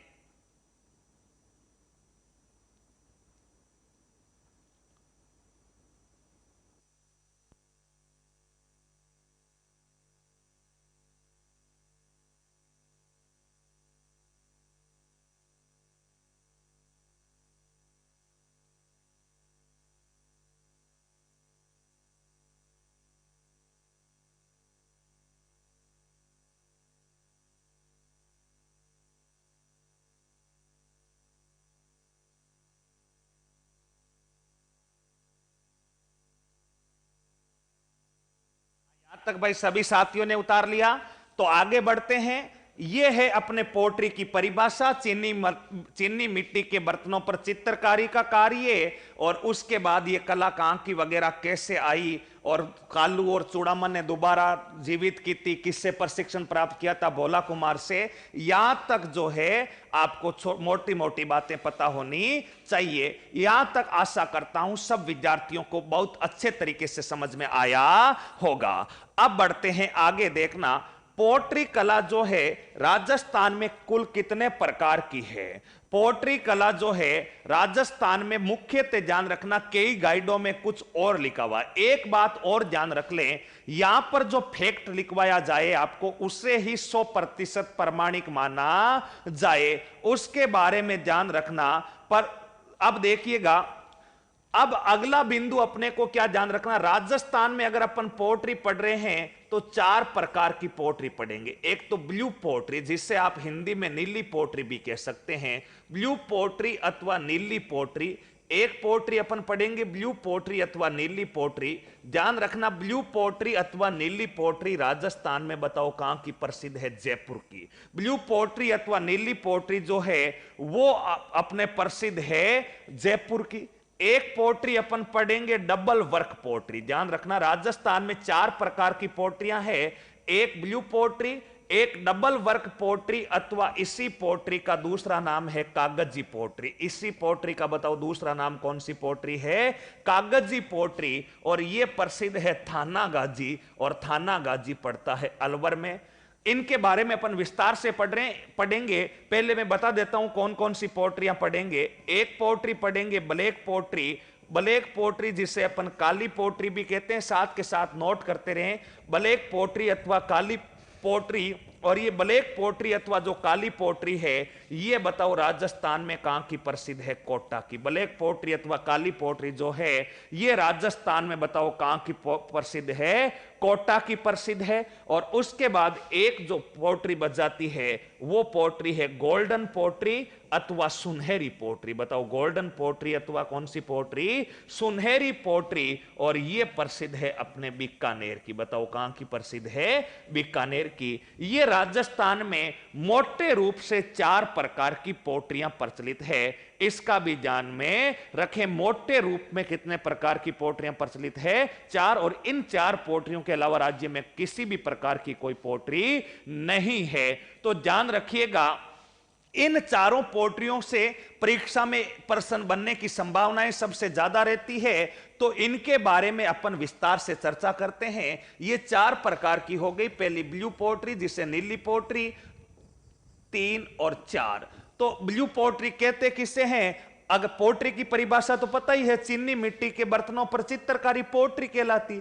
अगर चित्रकारी नीले रंग में है तो पोट्री कौन सी हो जाएगी, नीली। अगर चित्रकारी कागज के बर्तनों पर है तो कागजी। अगर चित्रकारी काले रंग में है तो काली। और चित्रकारी गोल्डन या सुनहरे रंग में है तो ये जो है ये अपनी पोट्री कौन सी हो जाएगी, सुनहरी पोट्री। तो ये 4 प्रकार की प्रमुख रूप से पोट्रियां हैं। और चारों प्रकार में से पहला आप वापस हेडिंग लगा लीजिएगा, वापस हेडिंग लगा लीजिएगा, ब्लू पोट्री या नीली पोट्री। बताओ कौन सी पोट्री, ब्लू पोट्री, या इसी पोट्री को अपन कहते हैं नीली पोट्री। इसी पोट्री को बताओ कौन सी पोट्री कहते हैं, नीली पोट्री। और ये जो ब्लू पोट्री या नीली पोट्री है ये राजस्थान में प्रसिद्ध कहां की है, जयपुर की। बताओ ब्लू पोट्री या नीली पोट्री जो है ये राजस्थान में कहां की प्रसिद्ध हो जाएगी, जयपुर में। जयपुर की क्या हो जाएगी, प्रसिद्ध हो जाएगी।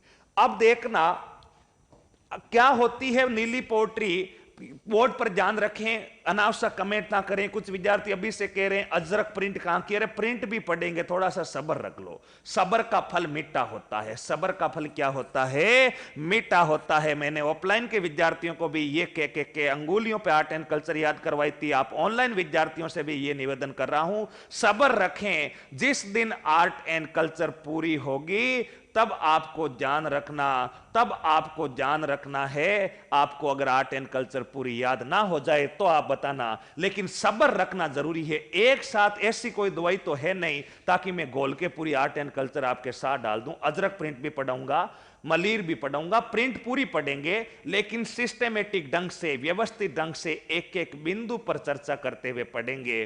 तो ध्यान रखिएगा, ब्लू पोट्री या नीली पोट्री अगर प्रसिद्ध पूछे तो यह पोट्री प्रसिद्ध हो जाएगी जयपुर की। ठीक है सर, प्रसिद्ध तो याद रख लेंगे, हमें पता भी है, लेकिन परिभाषा क्या होती है? तो सीधी सी एक परिभाषा लिख लेना, चीनी मिट्टी के बर्तनों पर नीले रंग की चित्रकारी। चीनी मिट्टी के बर्तनों पर, चीनी मिट्टी के बर्तनों पर नीले रंग की चित्रकारी। कौन से रंग की चित्रकारी? नीले रंग की जो चित्रकारी होती है, उस नीले रंग की चित्रकारी को अपन कौन सी पोट्री कहते हैं? ब्लू पोट्री कहते हैं। अब देखिएगा, ब्लू पोट्री कहते हैं नीले रंग की चित्रकारी को। क्या करोगे आप? कोई बर्तन उठा के क्या नीले रंग से उसके बुरुश कर दोगे क्या?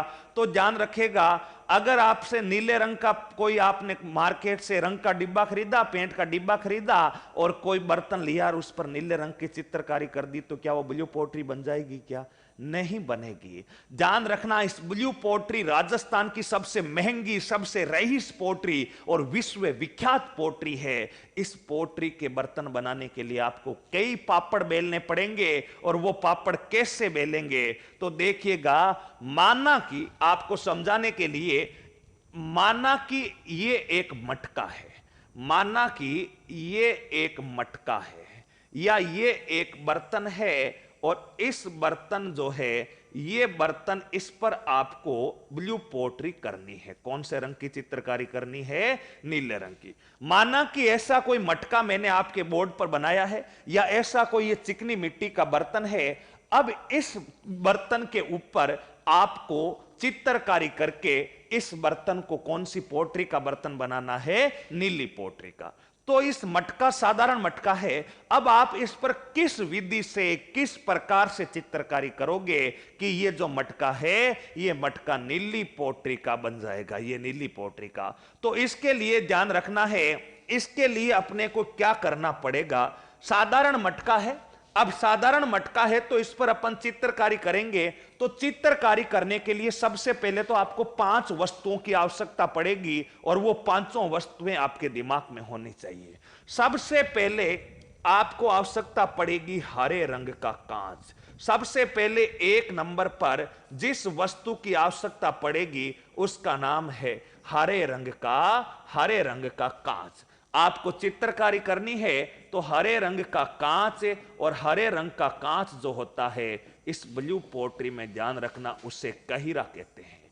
ध्यान रखें, चित्रकारी अगर आपको करनी है तो चित्रकारी जो करनी है तो आपको ध्यान रखना, सबसे पहले तो लेना है हरे रंग का कांच। क्या उपयोग में आएगा वो मैं बता देता हूं, लेकिन पहले आप एक तो ये चीज तैयार रखें, ब्लू पोट्री की चित्रकारी करने के लिए हरे रंग के कांच की आवश्यकता पड़ेगी, और ये हरे रंग का जो कांच होता है, इस हरे रंग के कांच को कहते हैं कहिरा। क्या कहा जाता है?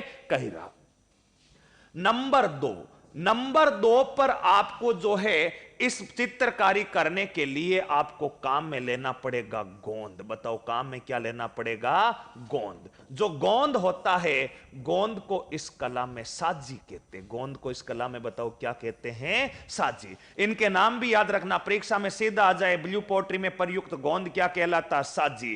क्योंकि आजकल जमाना टेढ़ा है, परीक्षाओं में प्रश्न भी टेढ़े आते हैं। सीधा कभी नहीं पूछेगा कि ब्लू पोट्री कहां की प्रसिद्ध है या इसका प्रसिद्ध चित्रकार कौन है, क्योंकि ये तो हर व्यक्ति को आता है। अब वो प्रश्न टेढ़ा पूछेगा, और टेढ़ा पूछेगा तो अपने को भी उनसे भी टेढ़ा रहना है। तो इसमें पहला तत्व अपना लेंगे हरे रंग का कांच, और जो हरे रंग का कांच होता है उसे कहते हैं कहिरा, और कहिरा जो है नंबर 2 पर इसमें लेंगे गोंद, और गोंद को इस कला में कहते हैं साजी। क्लियर है सबको? नंबर 3 पर अपन काम में लेंगे क्वार्ट्ज। क्या काम में लेंगे? खनिज होता है जो भूमि से निकलता है, और यह खनिज का नाम है क्वार्ट्ज खनिज। तीसरा अपने को इसमें काम में लेना होगा क्वार्ट्ज। नंबर 4 पर अपने को काम में लेना होगा सोडियम कार्बोनेट, Na2CO3, जिसे अपन रासायनिक सूत्र बोलते हैं। चौथा इसमें काम में लेना होगा सोडियम कार्बोनेट, और नंबर 5 पर जो वस्तु काम में ली जाती है, नंबर 5 की जो वस्तु होती है उस वस्तु का नाम है मुल्तानी मिट्टी। बताओ उस वस्तु का नाम क्या है? मुल्तानी मिट्टी, जिसे अपन राजस्थानी भाषा में मेट कहते हैं और जो प्राचीन समय की महिलाओं का क्लिनिक प्लस भी हुआ करता था, यानी प्राचीन महिलाओं का शैम्पू भी कहते हैं। आपने देखा होगा रे, महिलाएं मेट लगा के बालों में नहाती थी, तो ये महिलाओं का शैम्पू या जो अपने मेट होता है जिसे अपन मुल्तानी मिट्टी कहते हैं। तो ध्यान रखें, जो मुल्तानी मिट्टी होती है ये 5 वस्तुओं का मिश्रण, हरे रंग का कांच, गोंद, क्वार्ट्ज, सोडियम कार्बोनेट और मुल्तानी मिट्टी, इन 5 तत्वों का मिश्रण करते, 5 तत्वों का मिश्रण करके एक गोल बनाया जाता है। अब ये गोल जो बन गया है, इस गोल से आप चित्रकारी करेंगे। तो कुल कितने तत्व काम में लिए अपन ने? 5।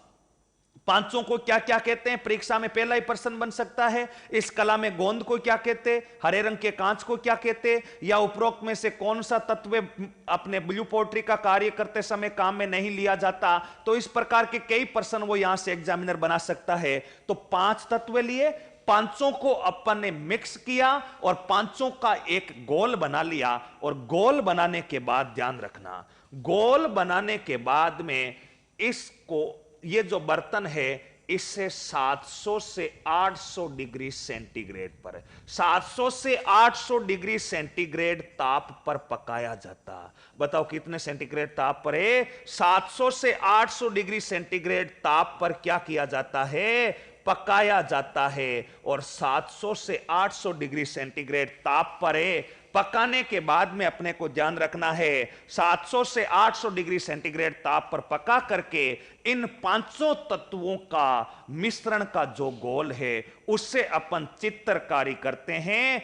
तो वो जो चित्रकारी से निर्मित जो बर्तन होता है उस बर्तन को बताओ अपन कौन सी पोट्री कहते हैं? ब्लू पोट्री या नीली पोट्री कहते हैं। बताओ यहां तक जो है वो, यहां तक आपको समझ में आया या नहीं आया? यहां तक क्या है? परिभाषा लिखी और उसके बाद इसमें काम में लेने वाले 5 तत्व लिखे हैं और 5 तत्व कौन कौन से हैं वो लिखे हैं। और बर्तन को 700 से 800 डिग्री सेंटीग्रेड ताप पर अपन ने क्या किया है? पकाया है। इतना कार्य करने के लिए, इतना कार्य करने के लिए, यानी इस मटके पर चित्रकारी करने के लिए कम से कम मैं बता रहा हूं आपको 8 से 10 हजार रुपए का खर्चा आता है। कितने रुपए का खर्चा आता है? 8 से 10 हजार रुपए का। अब बताओ ये मटका मार्केट में कितने रुपए में बिकेगा? चित्रकारी करने में आपको कम से कम 8 से 10 हजार रुपए का खर्चा आया, तो ये मटका मार्केट में कितने रुपए में बिकेगा रे? ये कम से कम 10-12 हजार रुपए इसकी मार्केट में कीमत रहेगी। आप और हम जैसे साधारण लोग जो है, आप और हम जैसे जो साधारण लोग हैं, वो बताओ मार्केट जाकर 10 हजार रुपए का मटका खरीदेंगे क्या रे? आप और हम कभी भी 10 हजार रुपए का, साधारण लोग कभी भी 10 हजार रुपए का मटका खरीदेंगे ही नहीं। तो फिर ये मटका क्या पड़ा रहेगा क्या बाजार में? बिकेगा ही नहीं क्या? निश्चित रूप से ये बिकेगा। लेकिन ये जो है ये रईस लोग खरीदेंगे, अमीर लोग खरीदेंगे। आप और हमारे जैसे साधारण लोग नहीं खरीद सकते। क्यों नहीं खरीद सकते? क्योंकि आप और हम तो 150-150 रुपए का मटका खरीदते हैं और वो भी अपने उसको बड़ी ध्यानपूर्वक रखते हैं, क्योंकि उस मटके को 4-5 साल तक चलाना है। अगर कहीं बाहर रहकर पढ़ रहे हैं, कमरा चेंज भी करते हैं, तो उस मटके को साथ लेकर जाएंगे, उस मटके को भी नहीं छोड़ेंगे। तो क्या बताओ आप और हम इतना 10-12 हजार रुपए का मटका खरीदेंगे क्या? कभी नहीं खरीदेंगे। ये केवल और केवल जो है रईस लोग खरीदेंगे। इसी कारण इस पोट्री का अन्य नाम कौन सी पोट्री हो जाता है? रईस पोट्री हो जाता है। जेल प्रेरी के पेपर में पूछा गया, रईस पोट्री यानी अमीर लोगों की पोट्री कौन सी पोट्री कहलाती है? नीली पोट्री अथवा ब्लू पोट्री कहलाती है। ठीक है, ये जो नीली पोट्री है, इस कला का प्रारंभिक नाम क्या था? यह कृषि पर्यवेक्षक के पेपर में पूछा जा चुका है। ध्यान रखना, जो ब्लू पोट्री या नीली पोट्री है, इस कला का जो प्रारंभिक नाम था वो था मर्मम्य कला। कौन सी कला? मर्मण्य कला। तो ये ध्यान रखना, इस पोट्री कला जो है, इस नीली पोट्री का प्रारंभिक नाम था मर्मण्य कला, और उपनाम जो था वो उपनाम का है, उपनाम जो है वो ध्यान रखना इसका रईस पोट्री हो जाएगा, क्योंकि रईस लोगों की क्या है? पोट्री का रईस पोट्री कहलाता है। अब देखना, यहां तक तो ठीक है सर, अब हमने इस पर आकर्षक सजा के चित्रकारी कर दी, और चित्रकारी करने के बाद इस मटके को बाजार में भी बेच दिया सर, और हमें अच्छी कीमत भी प्राप्त हो गई। लेकिन ये अच्छी कीमत रईस लोगों द्वारा, ये तो इसकी चित्रकारी की प्रोसेस हुई। 5 तत्व लिए, 800 डिग्री सेंटीग्रेड ताप पर पकाया, चित्रकारी की, प्रारंभिक नाम देखा, उपनाम देखा। ये तो इस पोट्री से संबंधित जो है वो साधारण बात है। कुछ विद्यार्थी कह रहे हैं आरएस बनने के बाद खरीद देंगे, कुछ कह रहे हैं पटवार। निश्चित रूप से हमारी उत्कर्ष परिवार की आप सभी विद्यार्थियों के प्रति यही दुआ है कि आप जल्द से जल्द सरकारी नौकरी में चयनित हो। आपकी दुआएं, हमारी दुआएं आपके साथ है। हम ईश्वर से यही प्रार्थना करते हैं कि आप जल्द से जल्द सरकारी सेवा में चयनित हो। तो देखिएगा, ध्यान से पढ़िए, निश्चित रूप से इसी वर्ष 2020-21 में, इसी वर्ष में आपका चयन हो जाएगा। तो उसके बाद जरूर खरीदिएगा। अब देखिएगा, इस पोट्री का जादूगर, ध्यान रखना, नीली पोट्री का जादूगर किसे कहते? नीली पोट्री या ब्लू पोट्री जो है, इस नीली पोट्री का जादूगर, जादूगर का अर्थ क्या होता है? इसका प्रसिद्ध कलाकार। यानी नीली पोट्री या ब्लू पोट्री का जादूगर किसको कहते हैं? ध्यान रखना, कृपाल सिंह शेखावत को। बताओ किसको कहते हैं? कृपाल सिंह शेखावत। और जो कृपाल सिंह शेखावत है, इस ब्लू पोट्री का प्रमुख कलाकार था, अब नहीं है, ध्यान रखना, क्योंकि 2008 में निधन हो गया है। तो ध्यान रखिएगा।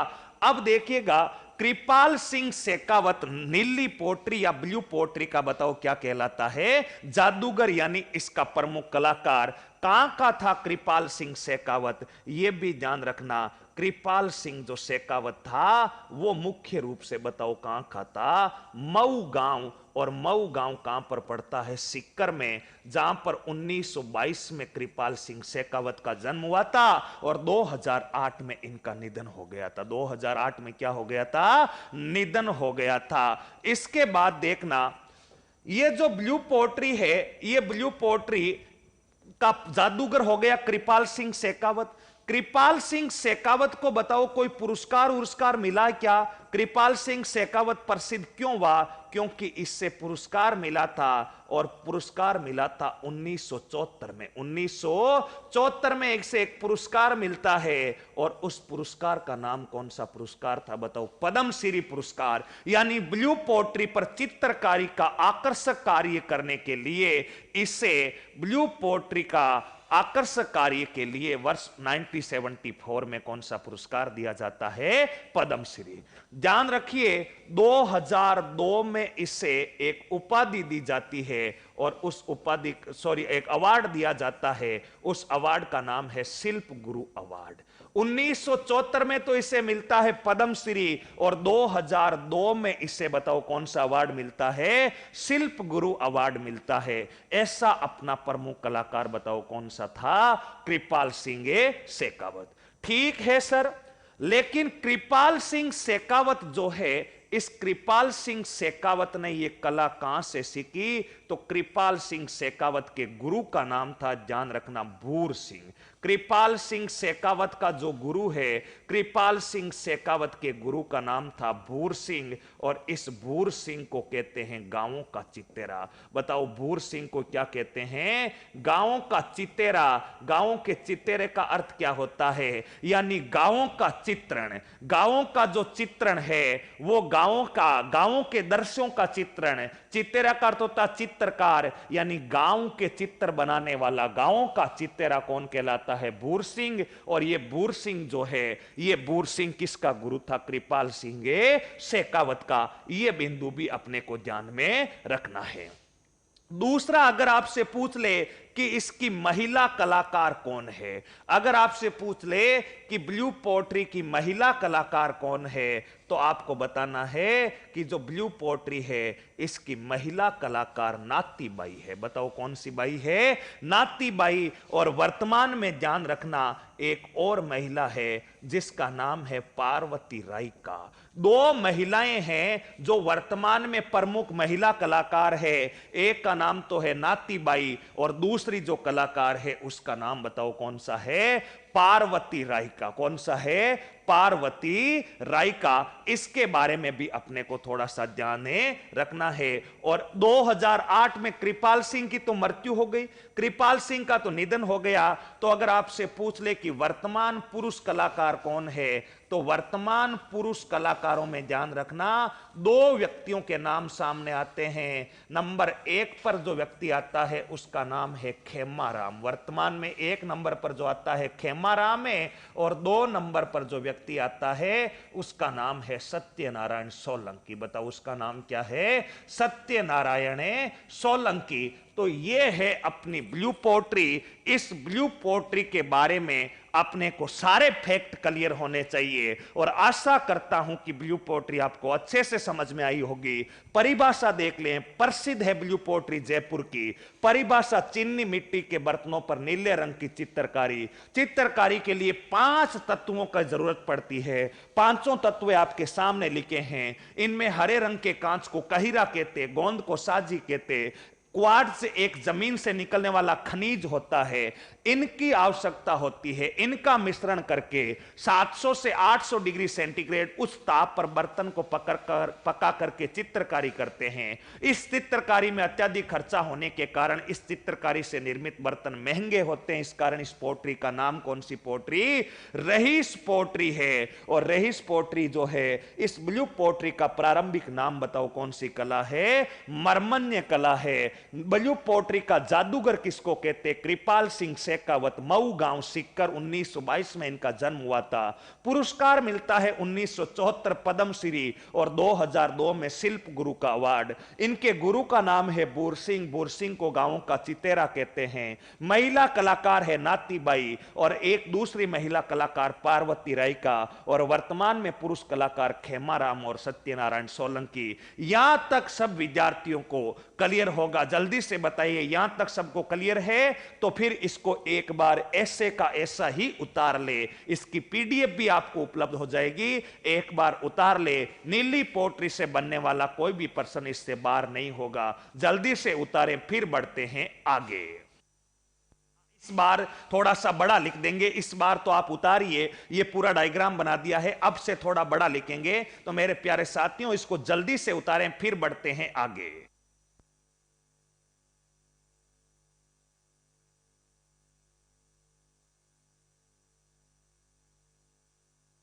महिला कलाकार वर्तमान में नातीबाई और पार्वती। नातीबाई और पार्वती, सबको अच्छे से समझ में आया? वेरी गुड, क्लियर है सर? Yes, very good. इसी आशा के साथ मैं आपको पूरी आर्ट एंड कल्चर क्लियर करवाऊंगा। आप तो अनुशासन से पढ़ते रहें और साथ के साथ उतारते रहें।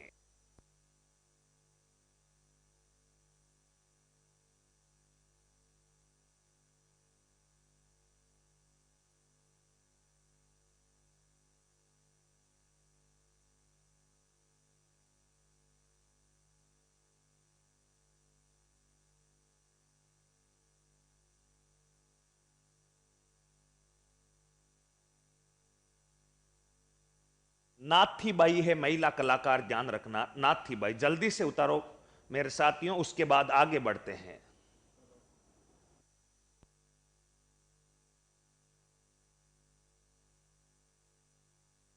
कलाकार जयपुर से है, ध्यान रखें, जयपुर से है।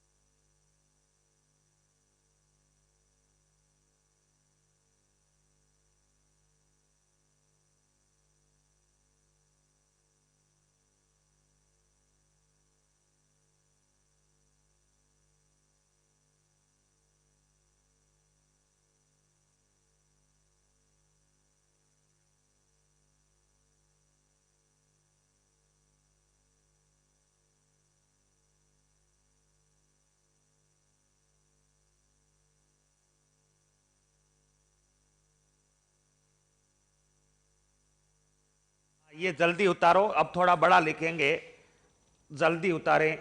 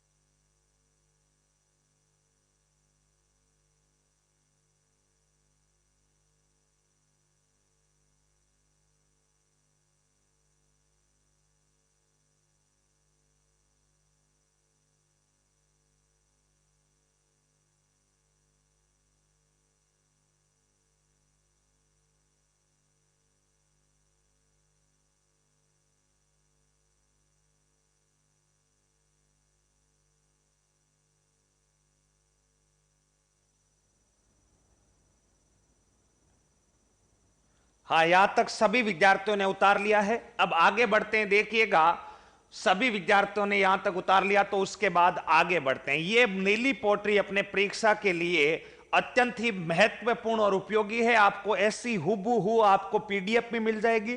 पीडीएफ कहां से मिलेगी, क्या है, आप उत्कर्ष ऐप के साथ नए जुड़े हैं, उत्कर्ष ऐप के सारे फीचर्स समझिए। लाइब्रेरी में जाइए, जिस भी फैकल्टी से संबंधित आपको पीडीएफ चाहिए, उस फैकल्टी का नाम से बुक बनी हुई है, उस बुक पर क्लिक करिए, आपको नीचे आ जाएगा वीडियो चाहिए, पीडीएफ चाहिए, ऑडियो चाहिए, क्या चाहिए, वो सारे फीचर्स आपको जो है समझ में आ जाएगा। अब देखना है, आगे बढ़ते हैं। हाँ, सभी विद्यार्थियों ने नोट कर लिया है, वेरी गुड। ब्लू पोट्री के बाद में अगला जो है, अगला जो बिंदु है, अगला बिंदु जो है अपना रहने वाला है ब्लू पोट्री या नीली पोट्री के बाद में अगली जो पोट्री रहने वाली है वो पोट्री है, छोटी सी पोट्री है। अब सबसे बड़ी अपनी नीली पोट्री थी, अगली जो पोट्री है double work poetry. Double work poetry का ही दूसरा नाम बताओ कौन सी पोट्री है, कागजी पोट्री।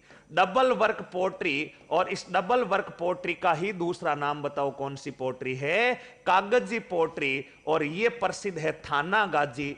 थानागाजी पड़ता है अलवर में, और अगर अलवर ऑप्शन में नहीं है तो आप सेकेंड नंबर पर जयपुर करेंगे। लेकिन सबसे पहले जो है आपका ऑप्शन नंबर 1 अलवर सही होना चाहिए। अगर अलवर और जयपुर दोनों ऑप्शन में है तो पहले अलवर करें, अगर अलवर विकल्प नहीं है तो आप जयपुर कर सकते हैं। ठीक है सर, यहां तक तो कर देंगे। आगे बढ़ते हैं, आगे क्या होता है, डबल वर्क पोट्री या कागजी पोट्री किसे कहते हैं। देखिएगा, डबल वर्क पोट्री या कागजी पोट्री की मैं साधारण परिभाषा लिख देता हूं। कागज से निर्मित बर्तनों पर चित्रकारी का कार्य है। कागज से निर्मित बर्तनों पर, कागज से निर्मित बर्तनों पर जो चित्रकारी का कार्य होता है, कागज से निर्मित बर्तनों पर जो चित्रकारी होती है, उस चित्रकारी को अपन क्या कहते हैं, उस चित्रकारी को कहते हैं कागज। अब सर कागज के भी बर्तन होते हैं क्या, क्यों नहीं होते। थोड़ा सा 5 से 10 साल पहले जाइएगा, जब सोशल मीडिया का जमाना नहीं था, 5 साल 10 साल पहले जाइए। अगर आप किसी गांव में, किसी भी गांव में कोई बारात में खाना खाते या किसी मौसर में आप भोजन कर रहे होते, तो जब आपको भोजन होता था वो आजकल की तरह बप्पर सिस्टम यानी खड़ा खाना, जिसे अपन राजस्थानी भाषा में क्या कहते हैं कि खड़ा खाना था। तो खड़े होकर बताओ भोजन करते थे क्या, पहले नहीं करते थे। तो खड़ा होकर के भोजन जो है तो जो है नहीं करते थे, सबको आराम से ठाट बाट से। आजकल तो क्या जगह की कमी है और मेहमानों का दिल में इतना स्वागत करने का भी मन नहीं होता, तो खड़े खड़े खाइए, खड़े खड़े जाइए। लेकिन प्राचीन समय में क्या होता था, जब बारात आती थी या और भी कोई आपके घर पर उत्सव फंक्शन होता था, सभी मेहमानों को आराम से बैठा करके खाना खिलाया जाता था। और खाना खिलाते समय आपने देखा होगा मिठाइयां जो होती थी कागज के बर्तनों में रखी जाती थी। और वो कागज के बर्तन जो है उसे अपन राजस्थानी भाषा में बोलते हैं ठाटा या ठाटिया। अरे नाम सुना है क्या ठाटा या ठाटिया का? सभी राजस्थान के ही हो ऐसा तो नहीं है कि कोई इंग्लैंड से पढ़कर आया है क्या, या कोई इंग्लैंड से पढ़कर आया है तो बता देना। ठाटा या ठाटिया सुना या नहीं सुना है? तो ठाटा या जो ठाटिया है ये कागज के बने बर्तन होते थे जिससे मिठाइयां परोसा जाती थी। कैसे बनते थे? पुराने कागजों को गला करके उनकी लुगदी बना करके उनको हाथों से ठाटे जैसी आकृति दे दी जाती थी, तो उनको अपन क्या कहते थे? ठाटा या ठाटिया कहते थे। और ठाटा ठाटिया भी एक तरीके से जो है अपने इसी कागजी पोट्री का ही उदाहरण था। तो ध्यान रखें, सबसे पहली बात तो एक लाइन और मैं लिख रहा हूं साथ में, कागज से बर्तन बनाने की कला क्या कहलाती है? कागज से बर्तन अथवा पेपर बनाने की कला, कागज से बर्तन अथवा पेपर बनाने की कला, पेपर बनाने की कला, कागज से बर्तन अथवा मूर्तियां बनाने की कला, पेपर नहीं, कागज से बर्तन अथवा मूर्ति बनाने की कला, कागज से पेपर अथवा मूर्ति बनाने की कला पेपर मेसी कहलाती है। बताओ क्या कहलाती है? पेपर मेसी कहलाती है। इसको भी थोड़ा सा ध्यान रख लेना, पेपर मेसी पूछ ले कि क्या होती है, तो कागजों को गलाकर जो बर्तन बनाए जाते हैं उसको अपन पेपर मेसी कहते हैं, पेपर मेसी कहते हैं। कोई बात नहीं, केवल परिभाषा याद रखनी है। अभी अभी एचएम का पेपर हुआ, हेडमास्टर का पेपर हुआ, प्रधानाध्यापक का पेपर हुआ 2017 में, उसमें यहां से इस पोट्री से प्रश्न पूछा गया।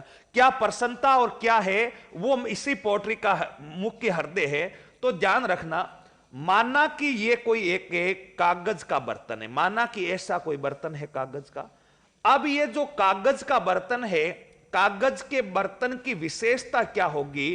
कागज के बर्तन के मध्य भाग में, कागज के बर्तन का जो बीच का भाग होगा वो कागज के बर्तन के बीच के भाग में छोटे छोटे छिद्र होंगे। बताओ छोटे छोटे क्या होंगे? छिद्र होंगे। आप कहेंगे सर ऐसा कहां, ठाटे में तो छिद्र होते ही नहीं है, डुमला ठाटिया इनमें तो छिद्र होते ही नहीं है। लेकिन ध्यान रखना, उनमें छिद्र नहीं होते, लेकिन जिन बर्तनों पर चित्रकारी की जाती है उन बर्तनों के बीचों बीच छोटे छोटे छिद्र अनिवार्य रूप से होते हैं। ध्यान रखना, छोटे छोटे छिद्र जो होते हैं वो अनिवार्य रूप से होते हैं। तो देखिएगा, छोटे छोटे जो छिद्र होते हैं वो अनिवार्य रूप से होते हैं। और यहीं से यह प्रश्न पूछा गया था कि राजस्थान की किस पोट्री से निर्मित बर्तनों में तरल पदार्थ जैसे घी, दूध, दही, तेल इत्यादि का प्रयोग नहीं कर सकते। ये अभी हेडमास्टर प्रधानाध्यापक के पेपर में प्रश्न आया था।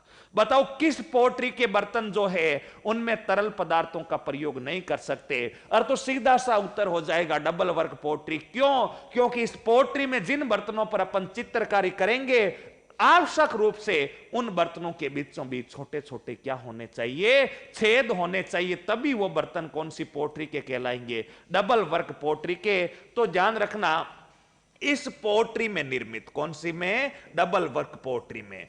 इस पोट्री से निर्मित बर्तनों में, इस पोट्री से निर्मित बर्तनों में, इस पोट्री से निर्मित बर्तनों में तरल पदार्थों का प्रयोग नहीं होता। तरल पदार्थों का प्रयोग, तरल पदार्थों का प्रयोग नहीं होता। यह भी अपने को ध्यान रखना है। अब आप पूछेंगे सर जब तरल पदार्थों का प्रयोग हो ही नहीं रहा है तो ये बर्तन किस काम के, फिर इन बर्तनों का करेंगे क्या? तो ध्यान रखना, डबल वर्क पोट्री जो है वो डबल वर्क जो पोट्री है इसके बर्तन केवल और केवल सजावट हेतु काम में लिए जाते। इसके बर्तन बताओ किस काम में लिए जाते? बर्तनों का प्रयोग सजावट हेतु, डेकोरेशन हेतु। किस हेतु? बर्तनों का जो प्रयोग होता है वो बर्तनों का प्रयोग जो होता है वो बर्तनों का प्रयोग केवल और केवल सजावट या डेकोरेशन हेतु होता है।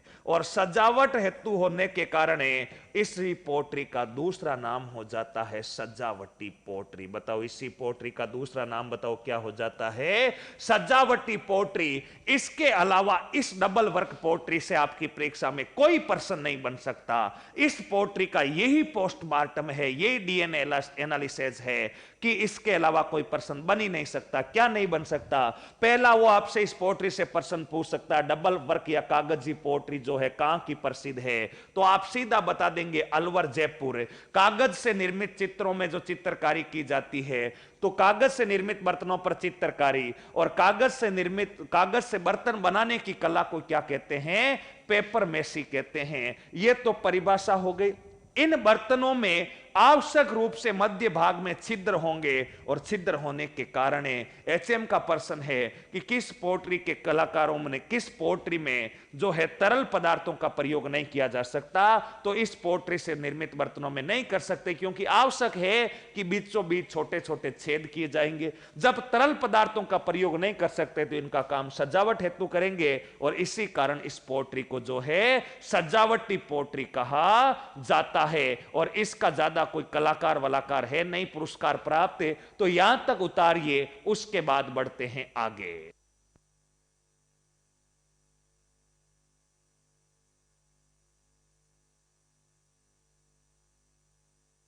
से उतारो, इसका कोई ज्यादा प्रमुख कलाकार नहीं है, प्रसिद्ध। और ये कुछ महत्वपूर्ण फैक्ट याद रखना, इसके अलावा इस पोट्री से कोई प्रश्न नहीं बनता। जल्दी से उतारिए, उसके बाद आगे चलते हैं।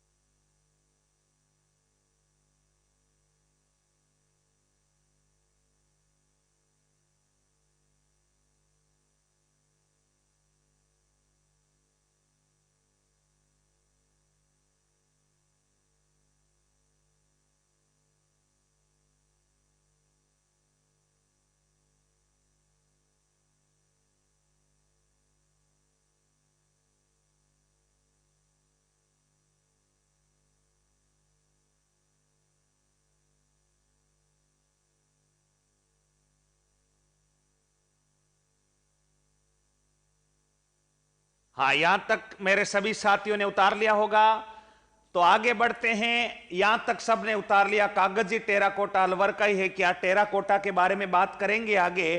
टेराकोटा मोलेला गांव का है और कागजी टेराकोटा अलवर का है, उस पर आगे बढ़ेंगे। बताओ यहां तक जो है सबने उतार लिया क्या? हाँ, सबने उतार लिया। प्रसिद्ध कलाकार नहीं है क्या सर? नहीं, कोई पुरस्कार प्राप्त कलाकार नहीं है। पुरस्कार किसी को नहीं मिला इस पोट्री के लिए, इसलिए कलाकारों को लिखने की आवश्यकता नहीं है। वेरी गुड, सबका हो गया। अब दो छोटी छोटी पोट्रियां और बच जाती है, और वो छोटी छोटी अगली पोट्री देखना। अगली जो पोट्री है अपनी, वो है ब्लैक पोट्री, या इसी को अपन कह सकते हैं काली पोट्री। तो एक अगली जो पोट्री है अपनी, वो है ब्लैक पोट्री। और ब्लैक पोट्री, इसी को अपन बताओ कौन सी पोट्री कहते हैं? ब्लैक पोट्री अथवा काली पोट्री। अगर आपसे प्रसिद्ध पूछा जाए तो ब्लैक पोट्री अथवा काली पोट्री बताओ कहां की प्रसिद्ध है? कोटा की प्रसिद्ध है। तो ब्लैक पोट्री या काली पोट्री बताइए राजस्थान में कहां की प्रसिद्ध है? कोटा की प्रसिद्ध है। तो ध्यान में रखना है क्या है ब्लैक पोट्री। परिभाषा से, नाम से स्पष्ट है। चीनी मिट्टी के बर्तनों पर किस रंग की चित्रकारी? काले रंग की। आप तो बड़े इंटेलिजेंट हो गए सर, ये तो हमें याद ही हो गया। चीनी मिट्टी के बर्तनों पर काले रंग की चित्रकारी। चीनी मिट्टी के बर्तनों पर काले रंग की चित्रकारी। तो जो चीनी मिट्टी के बर्तनों पर काले रंग की चित्रकारी है वो ब्लैक पोट्री हो जाएगी। लेकिन वो एग्जामिनर कभी नहीं पूछेगा कि काले रंग की पोट्री में किस रंग से चित्रकारी की जाती है, वो या तो पूछेगा प्रसिद्ध कहां की है।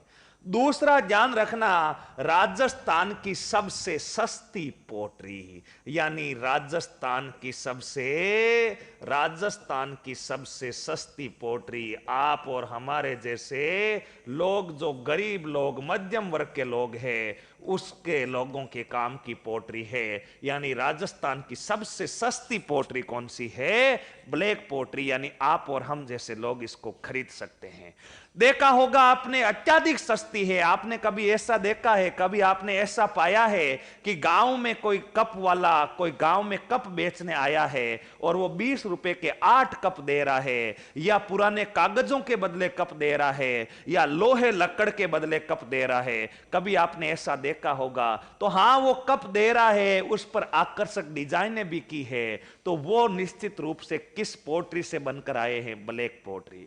आप विवाह में जाते हैं, खाना खाते हैं, और विवाह में जाकर के खाना खाते हैं, प्लेट उठाते हैं। अगर जल्दबाजी में हो या बिना बुलावे के किसी विवाह में जा रहे हो तो आप प्लेट को ढंग से नहीं देखते, आप केवल खाना खा के निकल लेते हो। लेकिन वास्तविकता में आप किसी विवाह में जा रहे हैं, और विवाह में जा रहे हैं तो आप मिट्टी की प्लेट उठाते हैं, तो उस प्लेट के बीचों बीच भी विशेष प्रकार की डिजाइनें बनाई हुई होती है, और वो डिजाइनें निश्चित रूप से काले रंग में ही मिलेगी आपको, क्योंकि वो सबसे सस्ती पोट्री है। इस कारण ये परीक्षा में प्रश्न पूछा जा चुका है। कप प्लेटें कप प्लेटें, गमले दाना, कूड़ेदाना इत्यादि से संबंधित इत्यादि पर ब्लैक पोट्री का कार्य किया जाता। ध्यान रखना, साथ के साथ उतारते रहना। इत्यादि पर ब्लैक पोट्री का कार्य किया जाता है। यह फैक्ट भी अपने को ध्यान रखना है। यानी राज्य की सबसे सस्ती पोट्री कौन सी पोट्री है? Black poetry. हां, टिकाऊ पोट्री। कुछ विद्यार्थियों के कमेंट आ रहे हैं, बिल्कुल टिकाऊ पोट्री, अपने काम चलाऊ पोट्री। और एक लास्ट लिख लेना, गोल्डन पोट्री कहां की प्रसिद्ध है? इसके बारे में कोई ज्यादा है नहीं, गोल्डन पोट्री सीधा लिख लेना, बीकानेर की। इसके बारे में कोई ज्यादा इतिहास या ज्यादा कोई ज्ञान है नहीं। ये जो है सुनहरे रंग में होती है। यहां तक उतार ले, और इनसे कोई प्रश्न बनने वाला नहीं है। सबसे महत्वपूर्ण प्रश्न ब्लू पोट्री से ही बनेगा। यहां तक उतारिए, उसके बाद बढ़ते हैं आगे।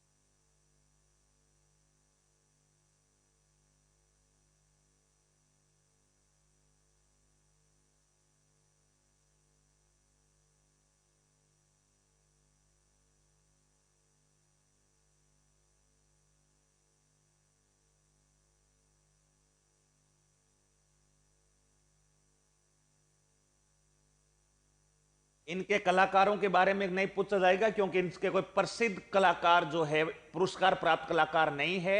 और ये जो पोट्री है, सुनहरी पोट्री का अर्थ होता है सुनहरे रंग में चित्रकारी होगी। जल्दी से उतारो, फिर आगे बढ़ते हैं।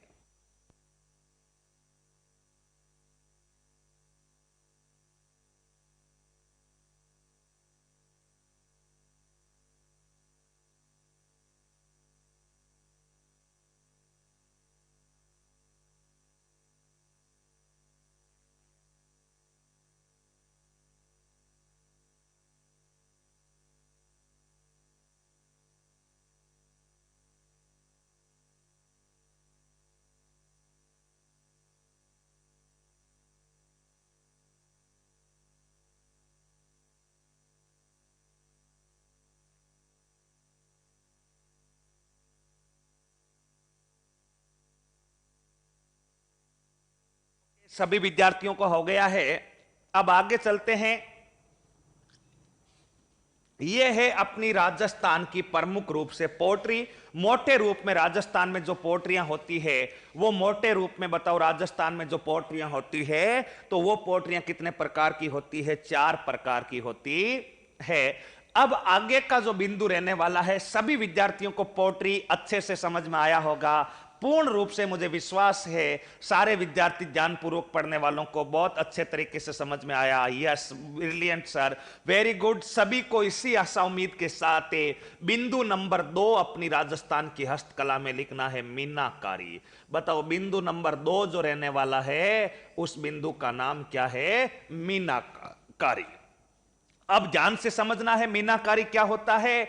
अब देखना मीनाकारी की परिभाषा। अगर आपसे पूछा जाए मीनाकारी कहां की प्रसिद्ध है तो आपका सीधा सा जवाब होगा कि मीनाकारी प्रसिद्ध है जयपुर की। बताइए मीनाकारी कहां की प्रसिद्ध है? जयपुर की। सर होती क्या है मीनाकारी? परिभाषा ध्यान से समझ लो। मीनाकारी का अर्थ होता है जैसे आपने कोई अंगूठी पहन रखी है, आपने कोई अंगूठी पहन रखी है और उस अंगूठी को आपको, वो अंगूठी केवल और केवल डायमंड से बनी है। वो किससे बनी हुई है? डायमंड से बनी हुई है। तो अब बताओ उस अपने वो अंगूठी केवल और केवल माना कि सोने से बनी हुई है, केवल सोने से बनी हुई अंगूठी आप उसको और आकर्षक दिखाना चाहते हो, क्या करोगे आप उस पर कांच जड़वाओगे, डायमंड अपने नीला, लाल, हरा, तो वो आकर्षक दिखेगी। लेकिन अगर आपने डायमंड जड़वा लिया तो वो मीनाकारी नहीं होगी, वो कुंदनगिरी हो जाएगी। ध्यान रखना, उन पर आगे चर्चा करेंगे। मीनाकारी का अर्थ होता है जैसे ही मैंने अंगूठी कोई पहन रखी है, हाथ में अंगूठी, उस अंगूठी को आकर्षक दिखाने के लिए सोने की अंगूठी को उसको खोद करके और उसमें विशेष प्रकार का रंग भरूंगा और वो रंग कभी भी अलग नहीं होगा। यानी किसी भी गहने, जेवरात, आभूषण उसकी खुदाई करके उसको आकर्षक दिखाने हेतु उसमें रंग भर देने का जो कार्य होता है, वो रंग भर देने का कार्य जो है, वो रंग भर देने का जो कार्य होता है, उस रंग भर देने के कार्य को अपन क्या कहते हैं? उस रंग भर देने के कार्य को अपन कहते हैं मीनाकारी। बताओ मीनाकारी की परिभाषा समझ में आई या नहीं आई? अब देखना मीनाकारी की परिभाषा मैं आपको यहां पर लिख रहा हूं। मीनाकारी की परिभाषा मैं आपको यहां पर लिख रहा हूं। परिभाषा क्या हो जाएगी? सोने से निर्मित आभूषणों पर। ध्यान रखना, आभूषण किसके होने चाहिए? सोने के। सोने से निर्मित आभूषणों पर, सोने से निर्मित आभूषणों को खोदकर सोने से निर्मित आभूषणों पर रंग भराई का कार्य। सोने से निर्मित आभूषणों पर रंग भराई का जो कार्य होता है, वो रंग भराई का कार्य बताओ क्या कहलाता है?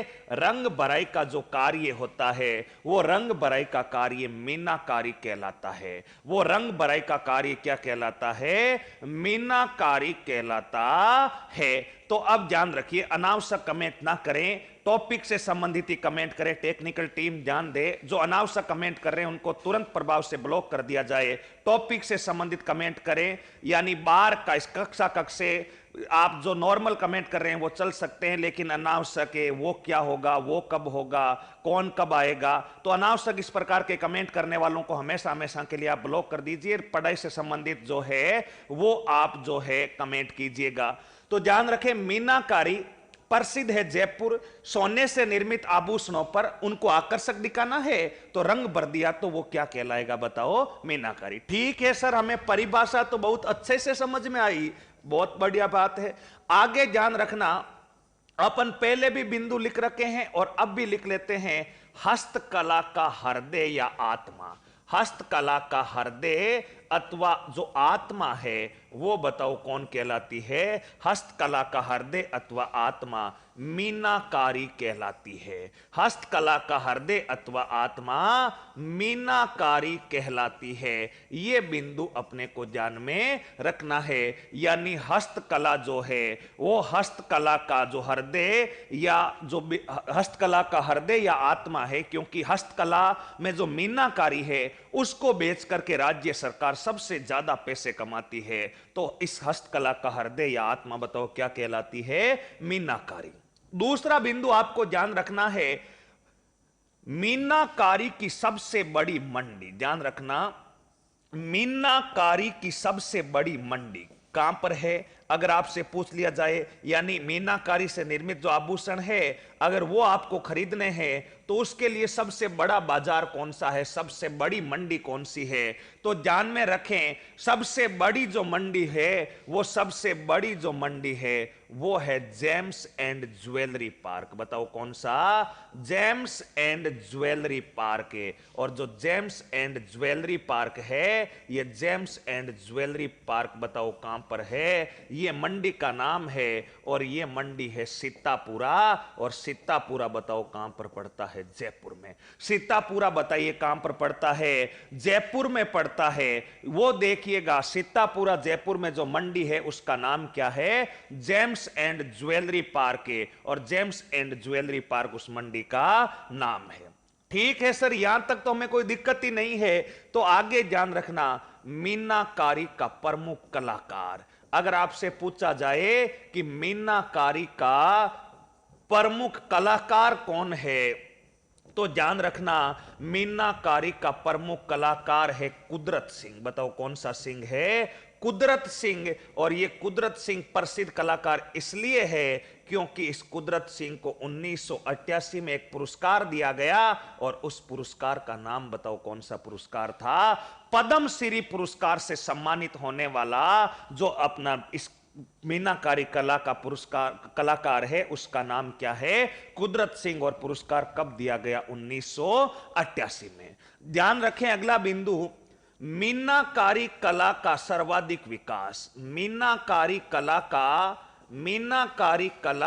सर्वाधिक विकास। मीनाकारी कला का जो है वो सर्वाधिक विकास किसके काल में होता है? तो मीनाकारी कला का सर्वाधिक विकास भी बताओ किस शासक के काल में होता है? राम सिंह द्वितीय। पोट्री का भी होता है और इसका भी होता है। मीनाकारी दोनों का सर्वाधिक विकास जो होता है राम सिंह द्वितीय के काल में होता है। ये कुछ फैक्ट अपने को मीनाकारी के बारे में देखने हैं। आगे भी कुछ फैक्ट और देखेंगे मीनाकारी के बारे में, लेकिन मीनाकारी की परिभाषा होती है आभूषणों को आकर्षक दिखाने हेतु उनमें रंग भराई का जो कार्य है उसे अपन मीनाकारी कहते हैं। मीनाकारी को हस्तकला का हृदय, हस्तकला की आत्मा कहते हैं। मीनाकारी की सबसे बड़ी मंडी का नाम है James and jewellery park, Sitapura Jaipur में है। मीनाकारी का प्रमुख कलाकार कुदरत सिंह है जिसे 1988 में पद्मश्री पुरस्कार से सम्मानित किया गया। और मीनाकारी का सर्वाधिक विकास काम पर किस शासक के काल में होता है? तो राम सिंह द्वितीय के शासन काल में होता है। तो अब जो है जल्दी से इसको नोट कीजिएगा और फिर मीनाकारी में आगे बढ़ते हैं। जल्दी से इसको नोट करिएगा, फिर बढ़ते हैं आगे।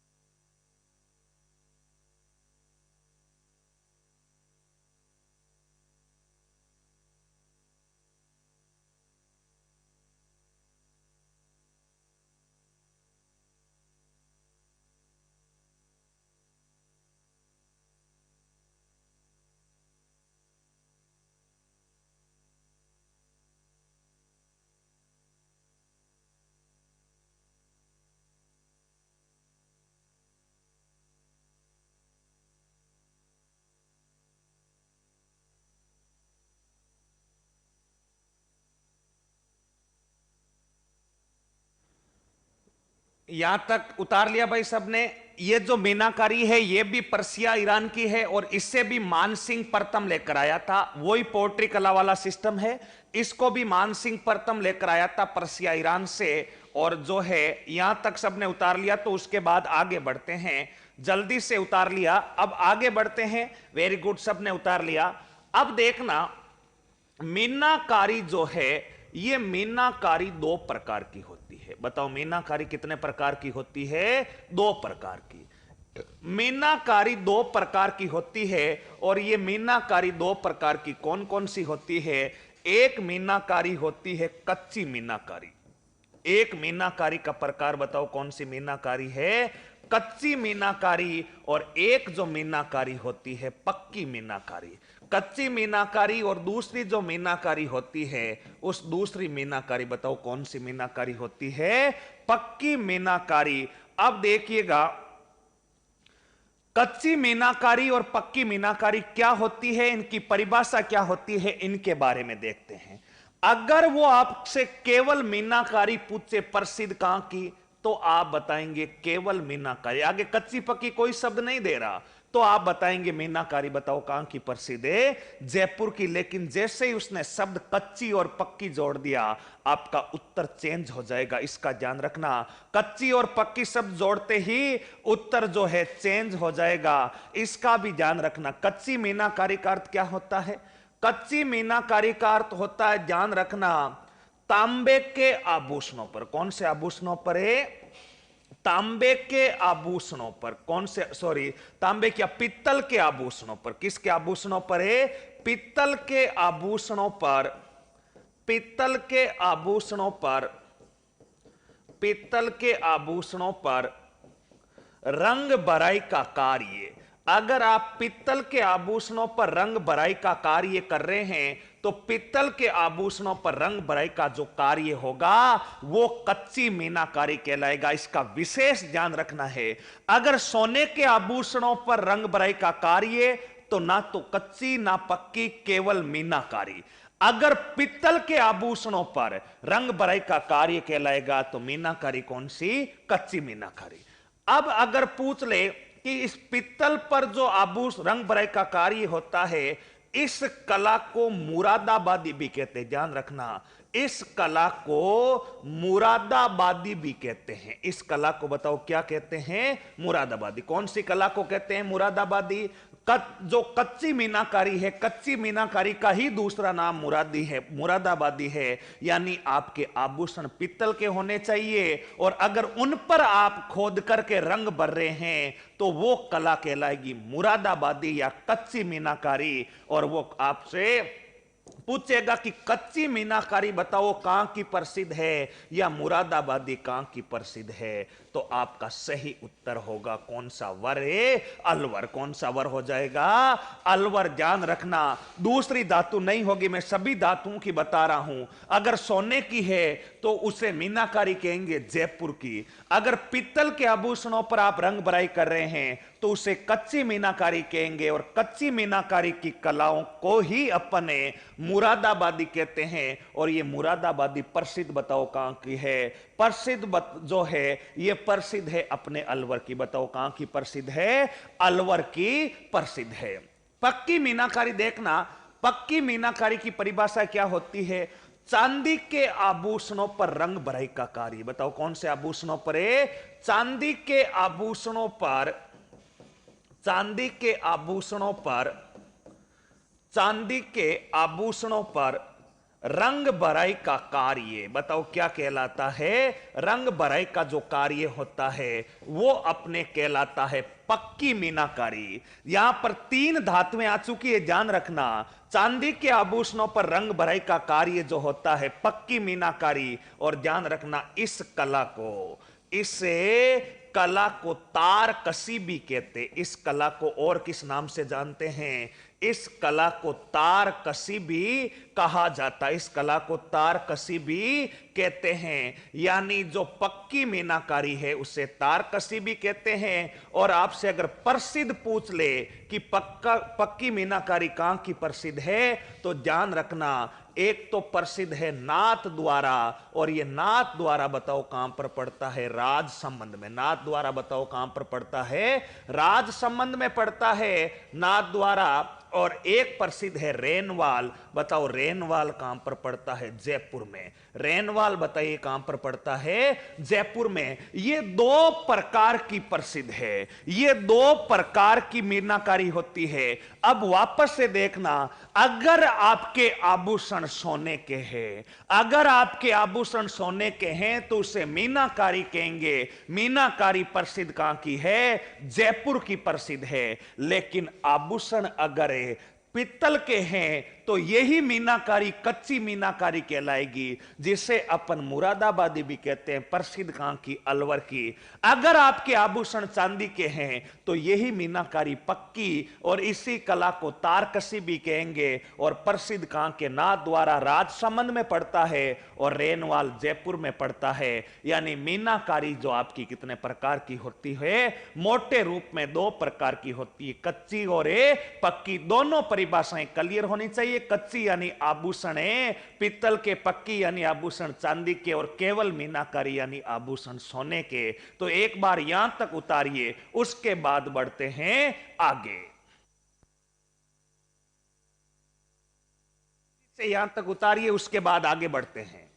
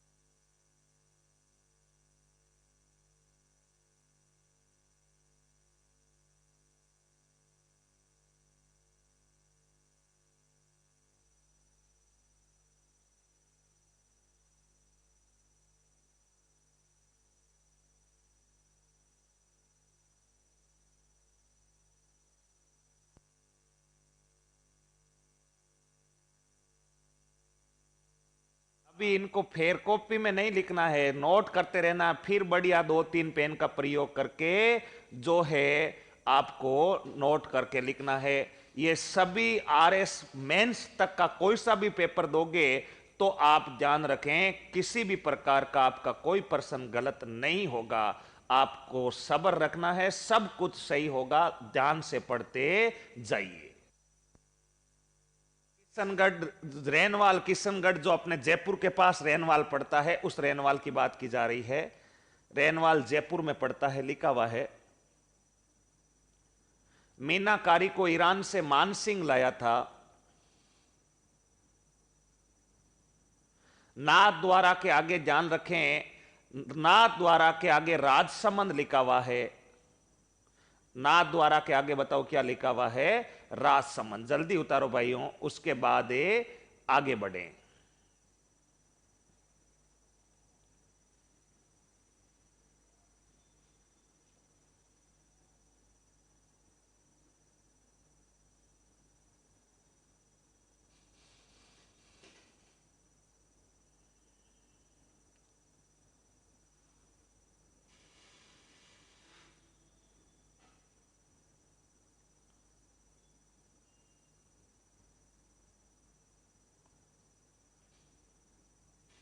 यहां तक सभी विद्यार्थियों ने okay done, very good, okay done. तो आगे बढ़ते हैं।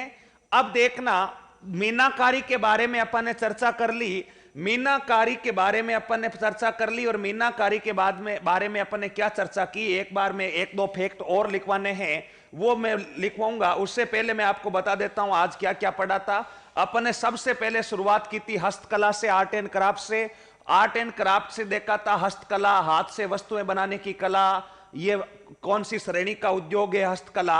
अपन ने देखा लघु उद्योग। लघु उद्योग जो है एक बार देख लेना, मोटा मोटा मैं दिमाग में वापस सेव करवा देता हूं ताकि आपको दोबारा पढ़ने की भी आवश्यकता ना पड़े। हस्तकला लघु उद्योग है। संरक्षण कौन देता है? राजसिको। हस्तकला को संरक्षण कौन देता है? राजसिको। पूरा नाम अपन ने देखा था। स्थापना कब हुई थी? 3 जून 1961 को। आगे देखना, आपने देखा था भारत की प्रथम औद्योगिक नीति 1948 में। एक बार फिर दिमाग को ध्यान रखें, फ्री करें दिमाग को, कॉपी किताब नीचे रखें और केवल मोटा मोटा सुने। उसके बाद अपन मीनाकारी में एक फैक्ट और बचा है वो लिखेंगे। तो जो है भारत की प्रथम औद्योगिक नीति 1948 में और राजस्थान की प्रथम औद्योगिक नीति 24 जून 1978 में। औद्योगिक नीतियां के बारे में पढ़ा। उसके बाद अपन ने देखा हस्तकला का तीर्थ जयपुर को। तीर्थ का अर्थ सर्वाधिक हाथ से बनने वाली वस्तुएं जयपुर में होती है। उसके बाद राजस्थान में हस्तकला का केंद्र अपन ने देखा बोरानाडा। बोरानाडा बताओ कहां पर पड़ता है? जोधपुर में। आत्मा के वगैरह के बारे में अपन ने चर्चा की थी। और राजस्थान सरकार द्वारा हस्त निर्मित वस्तुओं को मार्केट में विपणित कर होता है किस स्थान पर जो है, किस स्थान पर अपने सर्वाधिक किस नाम से सर्वाधिक मार्केट में बेचा जाता है? तो मार्केटिंग बताओ किस नाम से की जाती है? राजस्थली। उसके बाद अपन ने जो पढ़ा था, उसके बाद अपन ने क्या पढ़ा था? पोट्री के बारे में, कैसे कैसे आई थी, लाहौर कौन आया, विकास किसके काल में हुआ, कालू चूड़ामन के बारे में अपन ने चर्चा की थी। उसके बाद अपन ने क्या पढ़ा था? कितने प्रकार की पोट्रियां? चारों प्रकार के जो है, चारों प्रकार की पोट्रियों के बारे में अलग अलग अपन ने विस्तार से व्याख्या देखी थी। उसके बाद अपन ने ब्लू पोट्री का चित्र बनाया था जो आपको बड़ा ही अच्छा लगा होगा और बड़ा ही आसानी से समझ में आया होगा। ब्लू पोट्री आपके दिमाग में उसके बाद अपन ने सेव की थी। और उसके बाद में अपन कहां पर चले थे? डबल वर्क पोट्री बताओ कहां की प्रसिद्ध है? अलवर की। और उसके बाद ब्लैक पोट्री या काली पोट्री कहां की प्रसिद्ध है? कोटा की। इसके बाद नीचे देखा था गोल्डन पोट्री। इसके बाद अपन ने पढ़ा मीनाकारी। मीनाकारी होती क्या है? आभूषणों को आकर्षक दिखाने के लिए रंग भराई का कार्य क्या कहलाता है? मीनाकारी। और मीनाकारी के बाद में अपन ने देखा था प्रसिद्ध कलाकार। और उसके बाद में देखा मीनाकारी कितने प्रकार की होती है? 2 प्रकार की होती है, कच्ची मीनाकारी और पक्की मीनाकारी। तो ध्यान में रखना है, कच्ची मीनाकारी और पक्की जो मीनाकारी है, वो कच्ची मीनाकारी और पक्की मीनाकारी कहां की प्रसिद्ध है, इनको और किस उपनामों से जाना जाता है, यहां तक अपन ने चर्चा कर ली थी। यहां तक अपन ने क्या कर ली थी? चर्चा कर ली थी। और उसके बाद में ध्यान रखना, एक बिंदु और लिखना है और वो बिंदु है तांबे की मीनाकारी कहां की प्रसिद्ध है। तो साथ के साथ ही उतार लेना, अगर आपसे पूछे राजस्थान में कि तांबे की मीनाकारी कहां की प्रसिद्ध है, तो जो तांबे की मीनाकारी है, ये तांबे की मीनाकारी ध्यान रखना कहां की प्रसिद्ध है? तांबे की जो मीनाकारी प्रसिद्ध हो जाएगी भीलवाड़ा। एक फैक्ट ये उतार लेना, तांबे की जो मीनाकारी है कहां की प्रसिद्ध हो जाएगी? भीलवाड़ा की क्या हो जाएगी? प्रसिद्ध हो जाएगी। यह है अपने प्रमुख रूप से जो है मीनाकारी का पार्ट। आज अपन ने पढ़ा पोट्री और मीनाकारी का पार्ट और इस राजस्थान की आर्ट एंड क्राफ्ट यानी हस्त निर्मित वस्तुओं का सामान्य परिचय। आशा करते हैं कि आज के जो सामान्य परिचय पोट्री और मीनाकारी आपको अच्छे से समझ में आई होगी। इससे आगे की राजस्थान की आर्ट एंड क्राफ्ट यानी हस्तकला के बारे में अपन परिचर्चा विस्तार से व्याख्या करेंगे अगली क्लास में। तब तक के लिए मैं आपसे इजाजत लेता हूं, आपसे अलविदा कहता हूं। आप सभी विद्यार्थियों का, सभी भाइयों और बहनों का तहे दिल से उत्कर्ष ऐप में फिर से मैं महेंद्र चौधरी आपका हार्दिक स्वागत करता हूं। आप जुड़े रहिए हमारे साथ, निश्चित रूप से आप और हम सफलता मिलकर प्राप्त करेंगे। अब अगले हस्त निर्मित जो वस्तुएं हैं उनके बारे में अपन चर्चा करेंगे अगली क्लास में। तब तक के लिए आप सभी को धन्यवाद। All the best.